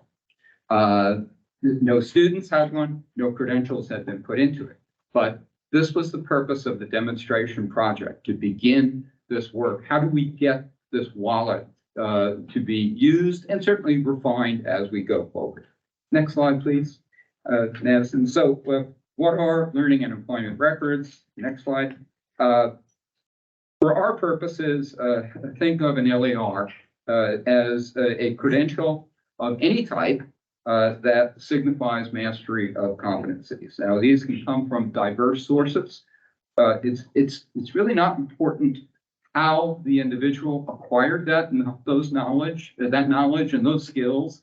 The important thing is, do they have a skill set? And an LAR, very central to the idea of an LAR, is that these credentials are verifiable and secure, so that the recipient of an LAR can trust that indeed this individual did earn this particular credential. And that is really, that now brings into the idea of having digital credentials and then a digital wallet as a place to keep all of these credentials and manage them. Next slide, Madison. Yeah, we actually I mentioned IQ4, the IT firm that we have been partnering with. This is an infographic that we have borrowed from them.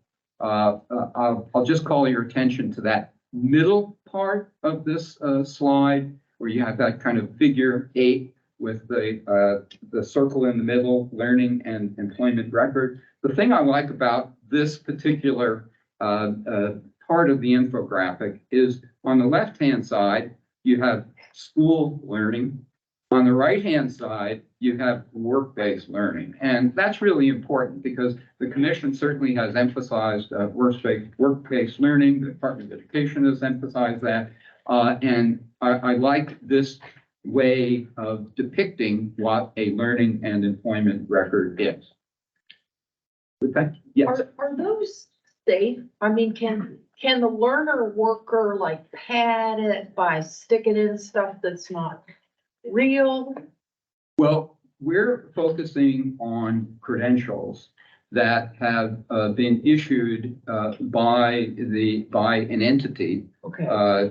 Be that the Goodwill Excel Center or Ivy Tech or an industry or professional association that issues industry certifications.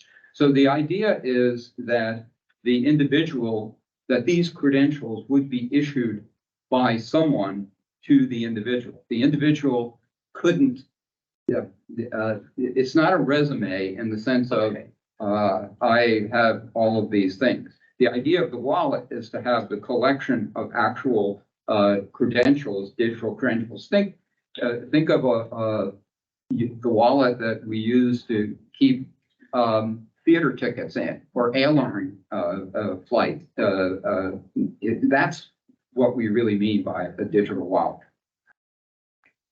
Next slide, please, Madison. And so let's talk about credential and digital credentials. So what we mean by credential here is just a range of entities. A diploma, we sort of start from the lower left-hand side and go clockwise. So high school diploma, military training, knowledge, skills, and abilities, competencies that are required by service members, apprenticeship, a badge or micro credential. Certainly, it includes certificates and degree programs offered by our higher education institutions. It also includes a license, which represents mastery of a certain set of competencies, knowledge, skills, and abilities, as well as industry certifications. And here we mean, as I was alluding to before, these might be an association that has developed a test, an exam, some type of assessment so that the individual can demonstrate mastery of that particular credential, and the individual receives a certification from that industry or professional group to signify the mastery of that skill set. So that's what we mean by credential, very broad. It is intended to be all-encompassing because, again, the important thing that somebody knows somebody, does somebody know something? Do they have knowledge, skills, and abilities to forget about how they acquired it? And that's what we mean by credential. Now, what about digital credentials? Next slide, please, Madison. So there are advantages to issuing credentials as digital credentials. First of all, they're instantly shareable. An individual who has earned these credentials and has them in a wallet can share them with a prospective employer. And it can be received as a verified credential. That's an important element in all of this, that we're talking about credentials that are verified. The recipient can trust that indeed this individual earned this particular credential. It can communicate a wealth of information, and we'll illustrate this in a moment. But included in this information, again, coming back to the competencies, which are so critical, the digital credential, it enables the recipient to access the competencies that they have earned. It also will provide the recipient with individuals about more information about the program and the institution that offered the program. All of that can be accessible through a digital credential. Next slide, please. So let's have some examples of digital credentials. The first one here is an Ivy Tech diploma. This, I mentioned Parchment before, which powers our Indiana e-transfer program. They also issue a product that enables an institution to issue a credential as a digital credential. Ivy Tech has licensed that product from Parchment, and this is what a digital credential looks like. You'll note in the upper right-hand side of that digital credential, there are sort of two blue circles. Those are if we were doing this live, and we toyed about having live navigation, but we decided that let's stick with screenshots. So though that enables someone to navigate information within the digital credential. This next slide, go back, Madison, there we are. Now, I want to point, there's a little part of this that says expires. There you go. Great, Madison, for finding that. That's sort of an interesting thing. Now, degrees don't expire, and typically they're not revoked unless someone, the university, college discovers that somebody else wrote the thesis and not the individual who said they wrote it, in which case a digital credential can be revoked. But more importantly is the notion of an expiration date. Now, degrees don't expire, but think about licenses, which do expire. Think about certifications, which may be good, particularly in a technical field where a certain set of competencies make sense for a certain period of time. But as technology moves on, that certification might not mean as much. Or it may mean that the individual, in order to retain that certification, needs to upgrade their skills. So this is another aspect of a digital credential. This next slide shows a description of the program. Again, diploma, you talk about paper diploma, the name of the degree will be on it, but you don't know anything about it. So a digital credential enables one to find something out about that credential. And down the very bottom of that slide, the more detail at Credential Finder, the Parchment and Credential Engine have worked together so that when somebody receives this digital credential from Parchment, they can follow that navigation link to get more information about it. Next slide, Madison. And this is the information I think that's most important that the recipient can discover as a result of following that navigation link in the digital credential. This happens to be the AAS and medical assisting that's offered by Ivy Tech, some 327 competencies associated with that particular degree. This is the listing of the first 6. So this is really critical. If we have published these competencies and it is that degree is offered as a digital credential, this is the kind of information that the recipient can access. Okay, we want to move on. Here are some other examples. Purdue Global has a micro credential in cybersecurity fundamentals. That's what, and it's issued as a digital credential. That's what it looks like. There's a learn more link that one can follow.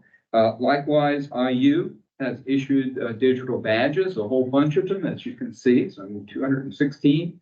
But more importantly, is there, no, can you go back?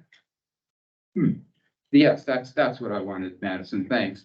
Right at the bottom of that slide, you see badges, and you can see that last line, each is embedded with data to verify its authenticity and to explain what it represents. So again, this is this theme of digital credentials being able to provide so much more information and be trusted, verifiable by the recipient. Next slide is deals with, now this is a CompTIA A+ certification. So this is an example of a trade industry organization that issues a certification that signifies mastery of skills, in this case, A+ in the IT world. Next slide. Now, this is an interesting one. One of the things that we wanted to do is to make sure that we visualize the learning statewide LAR system that covers all levels, including K-12. And next slide, Madison. So the Department of Education has employability skills, and they are about the business of issuing badges to represent mastery of those employability skills. Now, there are some 18 standards or 18 categories of skills that are associated with these employability skills badges. And they cover, by the way, grade 1 to grade 12. The structure is the same. The content will vary by grade level, and it's every other grade. So there's a set of standards for grades 9, 10. There's a set of standards for grades 11, 12. It's a 3-year project. They just finished year 1. Year 2, the school year about to begin, will result in individuals actually receiving badges for having mastered at some level the employability skills that are caught up with these that I just showed you.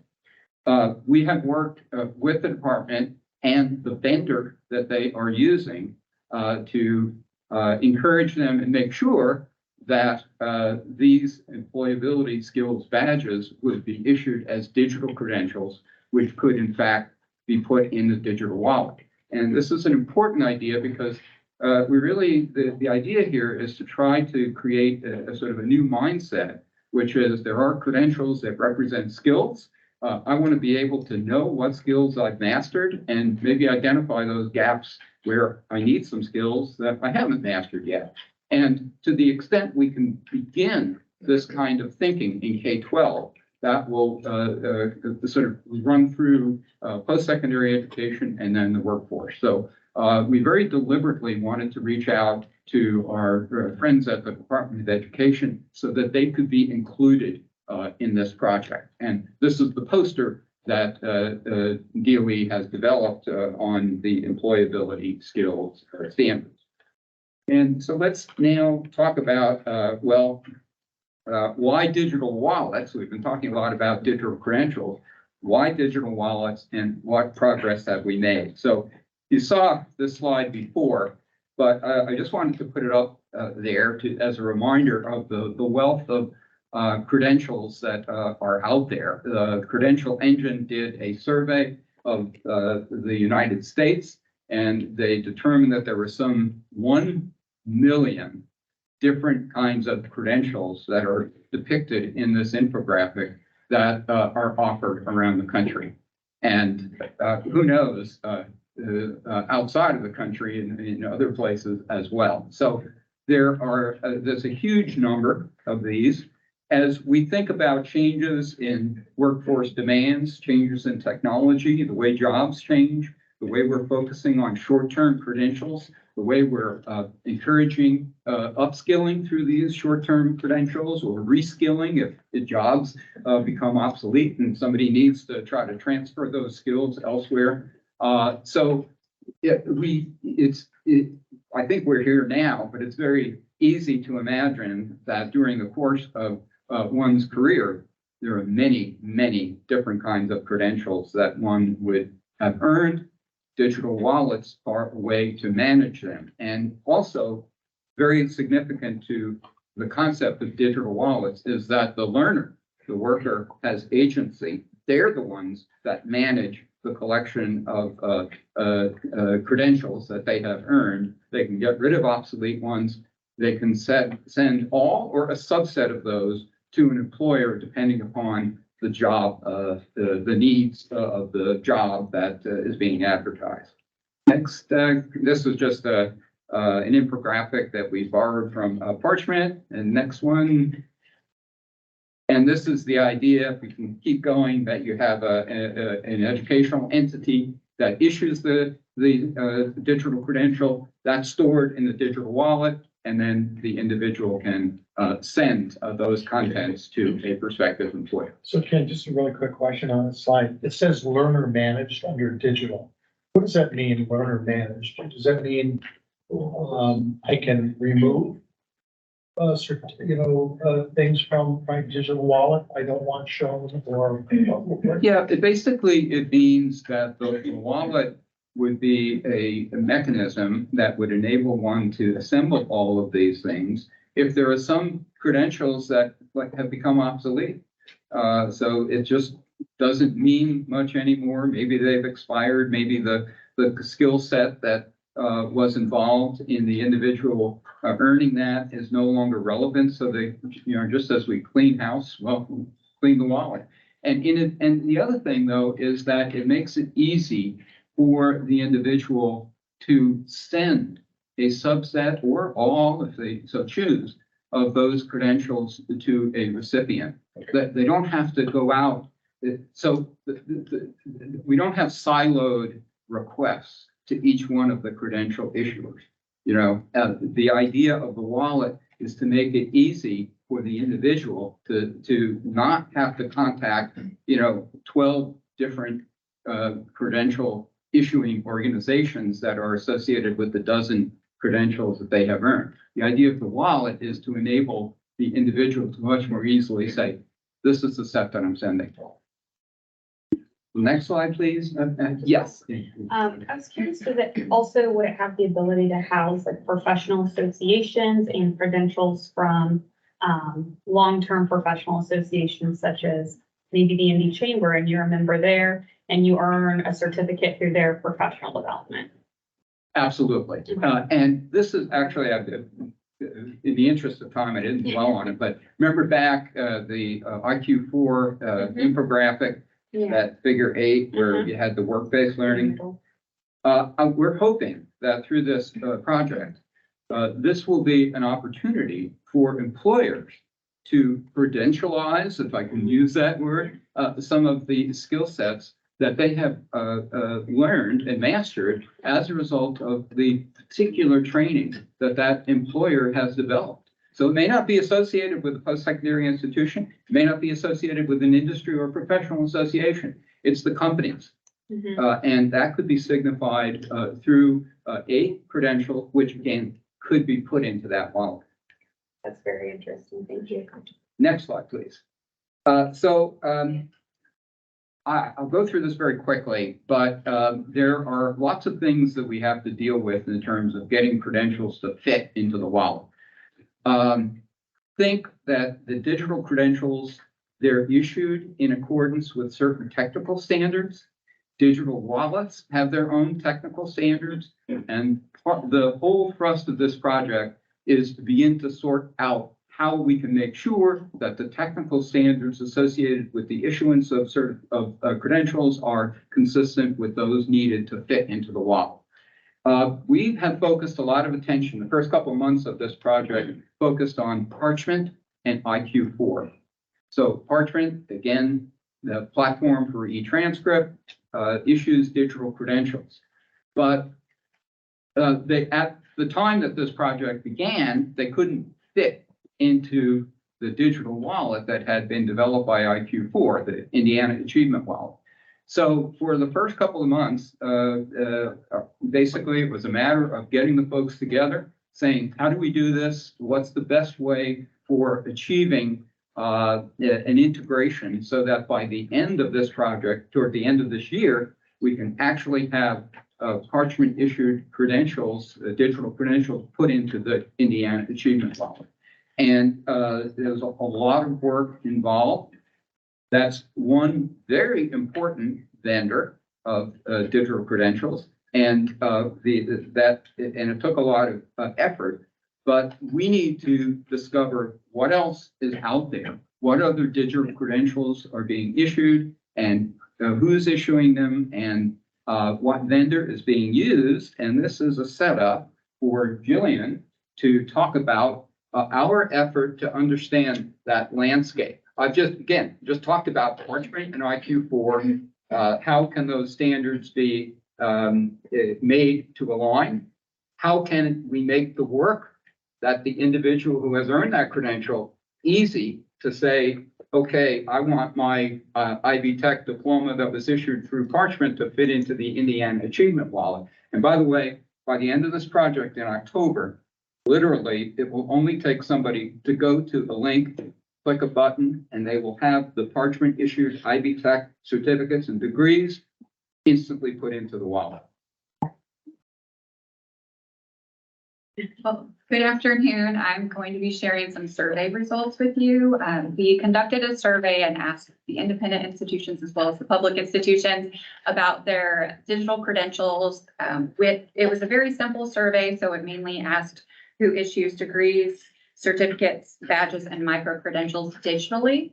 And then we also asked which platforms they use. So this slide that we're on right now, it shows you the abundance of platforms that are used across the state. And what we really wanted to emphasize here to you is the complexity that's involved and the number of platforms that are out there in this ecosystem. And we are working to get an understanding of all of those that are out there. And that's what we are hoping to do with this survey and more that we conduct in the future. Yes. Oh, and did you also survey the privates? Yep. And are they, would this be even more complicated? Yes. Do they all fit into one of these? This is just the public institutions. The platforms were a little bit different for the independents. So it's even broader. Yes. Okay. Some of them are similar, but yes, it may include additional as well. So And part of it was the timing of the survey. We wanted to just get the publics to make sure we had them. And it was a few weeks later that we surveyed the independents. So we didn't have as much time to put together an infographic like this. That's fine. Thank you. Jillian, can I ask a quick question? If you're gonna get to it, then just tell me to be quiet, but so you put up your employer hiring system in that. I'm curious of, I think I've asked this question before overall, but how has engagement with employers, both small and large, informed this whole project as to what they're looking for, how valuable this is to them as they're looking to hire people, what's been the feedback on that, I guess? yeah, and I know Ken will want to chime in on this, but we did recently have a conversation with someone from SHRM and they are assisting us with some outreach efforts, but I'll talk in a little bit about some webinars that we're doing where we're hoping to bring in more employers. And I know we haven't quite kicked off that employer engagement, but we have lots of ideas in mind to bring them in. Yeah, basically, we wanted to have a good handle on the education and training side. But this is front and center, and that's what the second half of this demonstration project will be about. Thank you. Okay, Julie, I'm so sorry, one more question. So I was looking at Indiana State specifically. I'd say I'm a pretty diligent student, and I've never seen or heard of this platform. Is this something students should be aware of? I would say it just kind of depends on the platform. Okay. That's one I'm not as familiar with either. I was just wondering if the general student is supposed to be aware of these, and if I'm not aware, what are other students' thoughts? I mean, I've never seen that on any of our dashboards or anything, so. Yeah, absolutely. Well, and that awareness is very much a part of this. So when the digital, the Parchment IQ4 integration is complete, in October, Ivy Tech plans to notify certainly everyone of its alumni, but why not current students too? Right. Of the availability of the wallet. Okay. And here is how you can get your digital credential issued through Parchment into the wallet.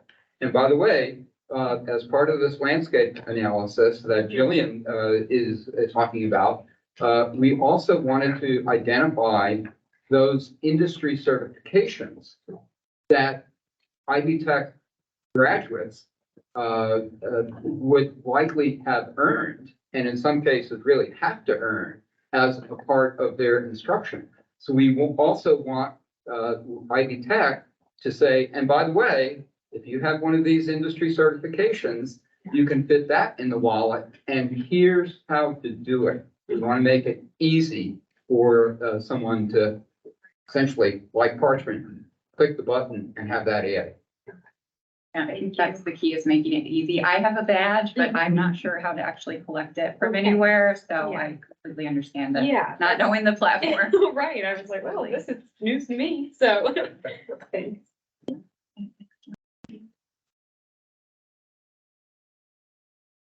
Okay, and these are the survey results for who issues digital degrees. So you can see on here, we have the total count of schools of 16, but we did put Indiana University together into Indiana University system. Their responses were the same. But this pie chart shows you that the majority of the institutions are already issuing digital degrees or they plan to. So that was really exciting to gather this information and see these positive results. And just one institution said that they do not issue digital degrees. If we move on to the next slide, it is really the same responses for the certificates. The majority are saying that they currently issue digital certificates or they plan to. And again, we just have one institution that is saying they do not. Next slide, please. And this is the who issues digital badges for the public institutions. So you'll see on here close to 70% plan to issue digital badges and 25% do right now. So they're with badges and micro-credentials, there's it looks like a lot of the institutions are very interested in pursuing this, but they're more in those planning phases right now.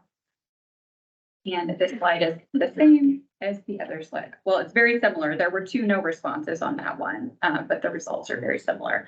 So if we move on to the next section, this is the independent college results. So we did the same survey for the independent colleges that we did for the publics. And these are this is the breakdown of the independents. You will see there are some no responses.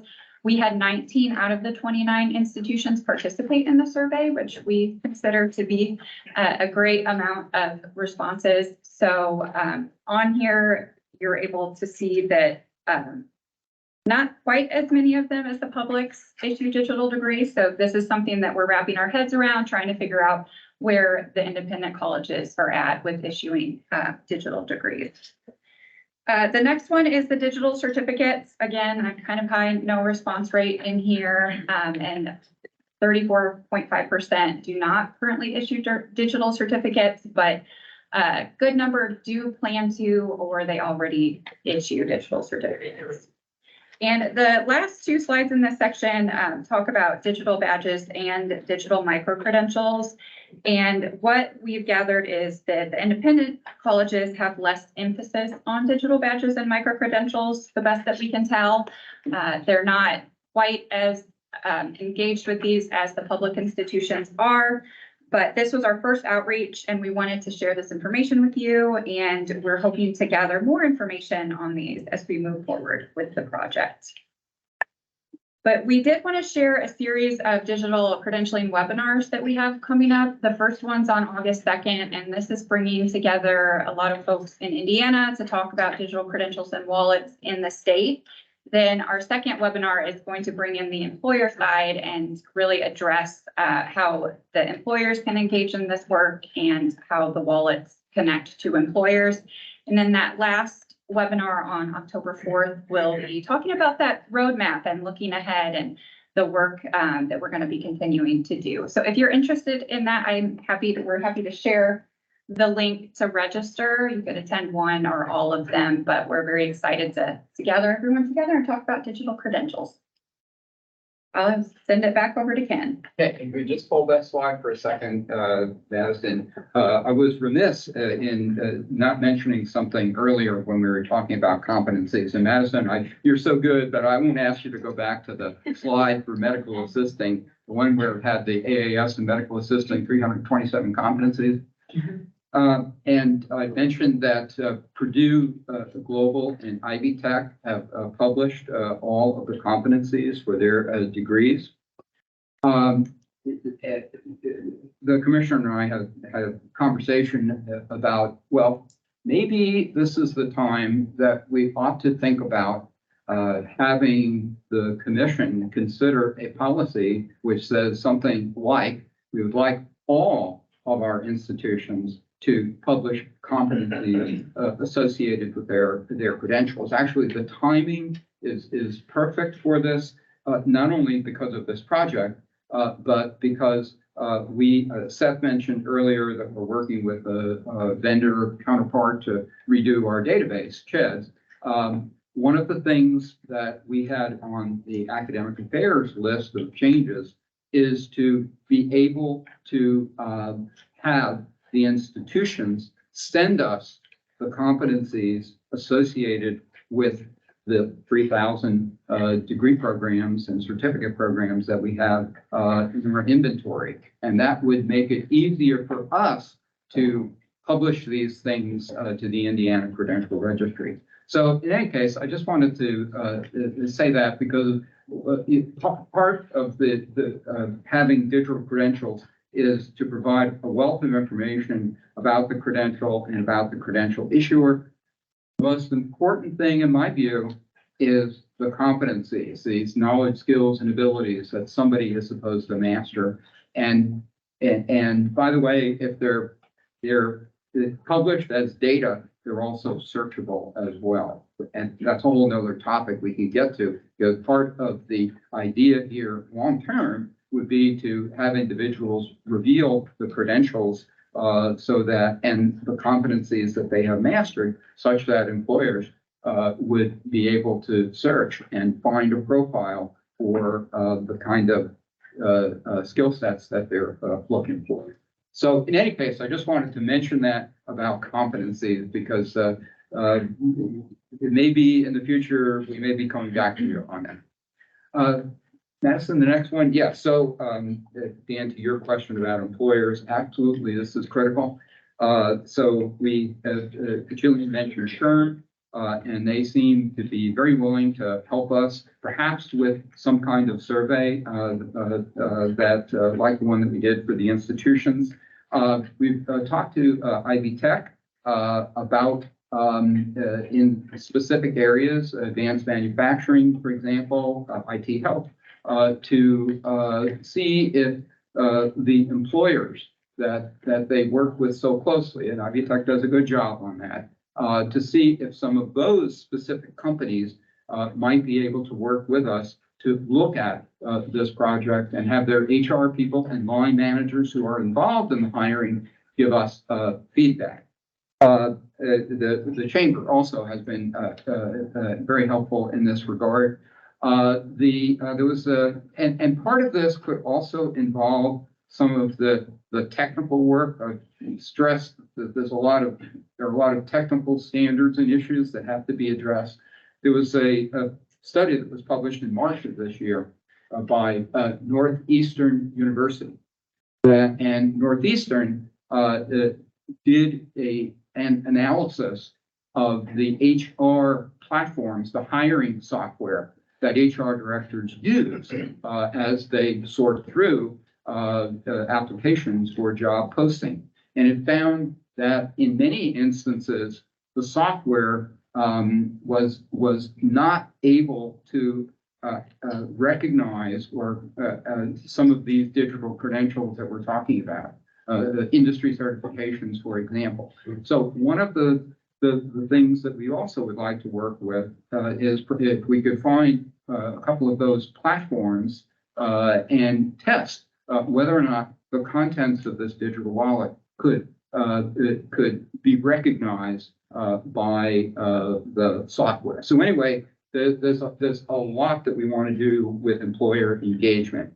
The expanding the work, we've started with Ivy Tech, mentioned Purdue Global. We'd like Vincennes to get involved in this. We've actually reached out to Marion University and had a good conversation with them.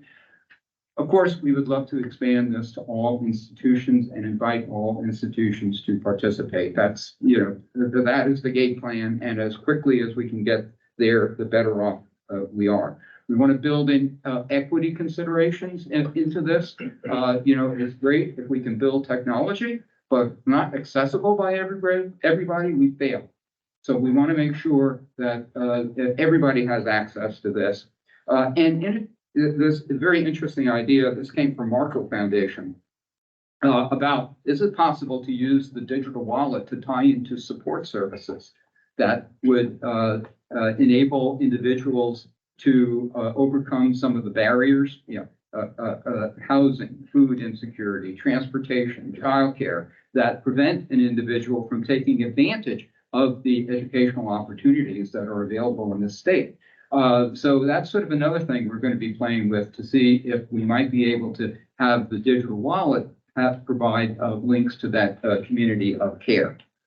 And last bullet point here, we have been informed that there will be an opportunity for a much larger implementation grant. We think the RFP will be issued sometime next month. So we want to, we feel, and certainly from feedback we have gotten, that we're well positioned to at least have a good shot at a larger implementation grant. And to be sure, all of the things that we talked about here will be addressed in that implementation grant. And then the last slide is sustaining the work. Part of our thinking needs to be how can we sustain this? It's nice to have a great start, but if digital wallets disappear, well, you haven't done the wallet holder and all of the credentials that they have good service. So we need to think through how we can sustain this. What is the business model? What is the role of the state?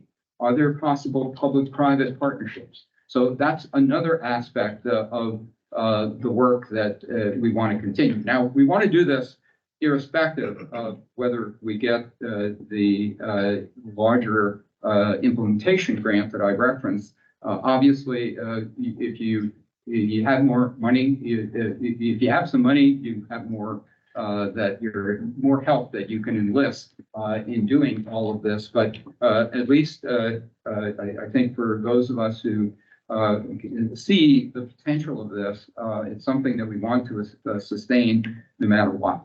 And that, Mr. Chairman, concludes the presentation. Thanks, Ken. Thanks, John. Does anyone have any questions or comments? Yeah, Chris. Ken and Julian? I might just make a quick comment, and that is that I really applaud this work.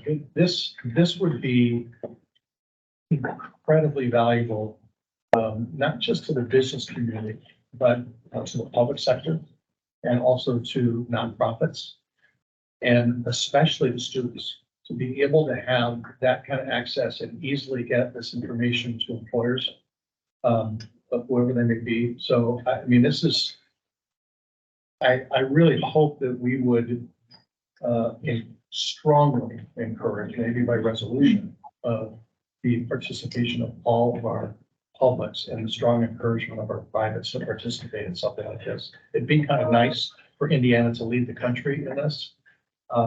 And if we do, I think everybody else is going to follow. So I commend all of the work done on this, because this is, Ken, you've been working on this for what, 2-3 years now, and you've been pushing it up the hill with your nose. And I think this is really fantastic.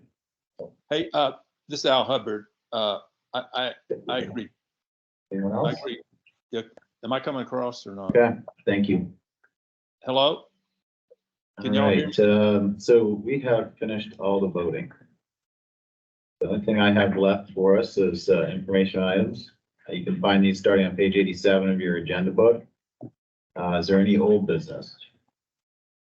Any new business? Yeah, Dennis. Mr. Chair, just following up, I think on Dr. Sauer's presentation and then on Commissioner Lamote's comment. So will there be an opportunity to take that up for a resolution?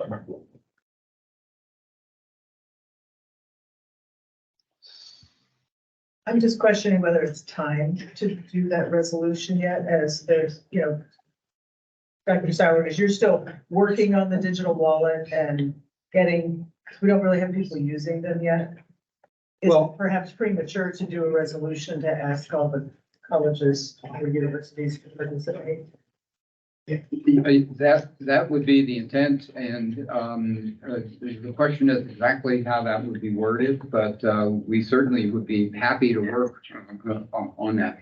So let's for the next meeting. Next time. Next meeting, yeah. Yeah, That's what we have to regular stuff. Yes. It looks like many of them are moving in that direction already. Okay. I was just asking if there would be an appetite for a resolution at the appropriate time. I think Al was going to say something, but they wasn't, we couldn't hear, so I was trying to fix stuff. He writes it and just read it. Maybe. We'll give you a second, Al, if you can hear us. So, okay, we'll do that for the next meeting. That's okay. It would be our pleasure. Thank you. Thank you for the push, the encouragement, that's what we need. I think we're waiting a minute for Al, but, Commissioner, do you have anything to say as we wrap up? Yeah, I'll fill a little space until so we can connect Al in. Chris, thanks for your comment about the LER, the digital wallets. Ken and I have spent a lot of time talking about this well before we worked together in the last 15 months. And Ken, when you referenced the wallet you have on your phone, I had mine pulled up. I was going to go, yeah, like this one. And then I started noting, and probably many of us in the room, for me, lots of health information about me is on this one in a digital application. Everything from my health conditions to exercise, dietary habits, and all of those things. Banking, credit cards, by the way, I'm sure most of the folks in the room, all types of entertainment things, from thousands of photos to music, etc., travel, airline tickets, as you said, the symphony or a baseball game or whatever it might be, shopping, et cetera, et cetera. And it occurs to me, we place value on those things. And I think just personally, my faith, my family, and my education, I place really high value on. And there's nothing on here other than maybe a copy of a resume that's probably out of date anyway, that speaks to that. And my guess is that's with all of us. And there's such great value in it. So anyway, love the resolution idea. The one other, is Al able to talk?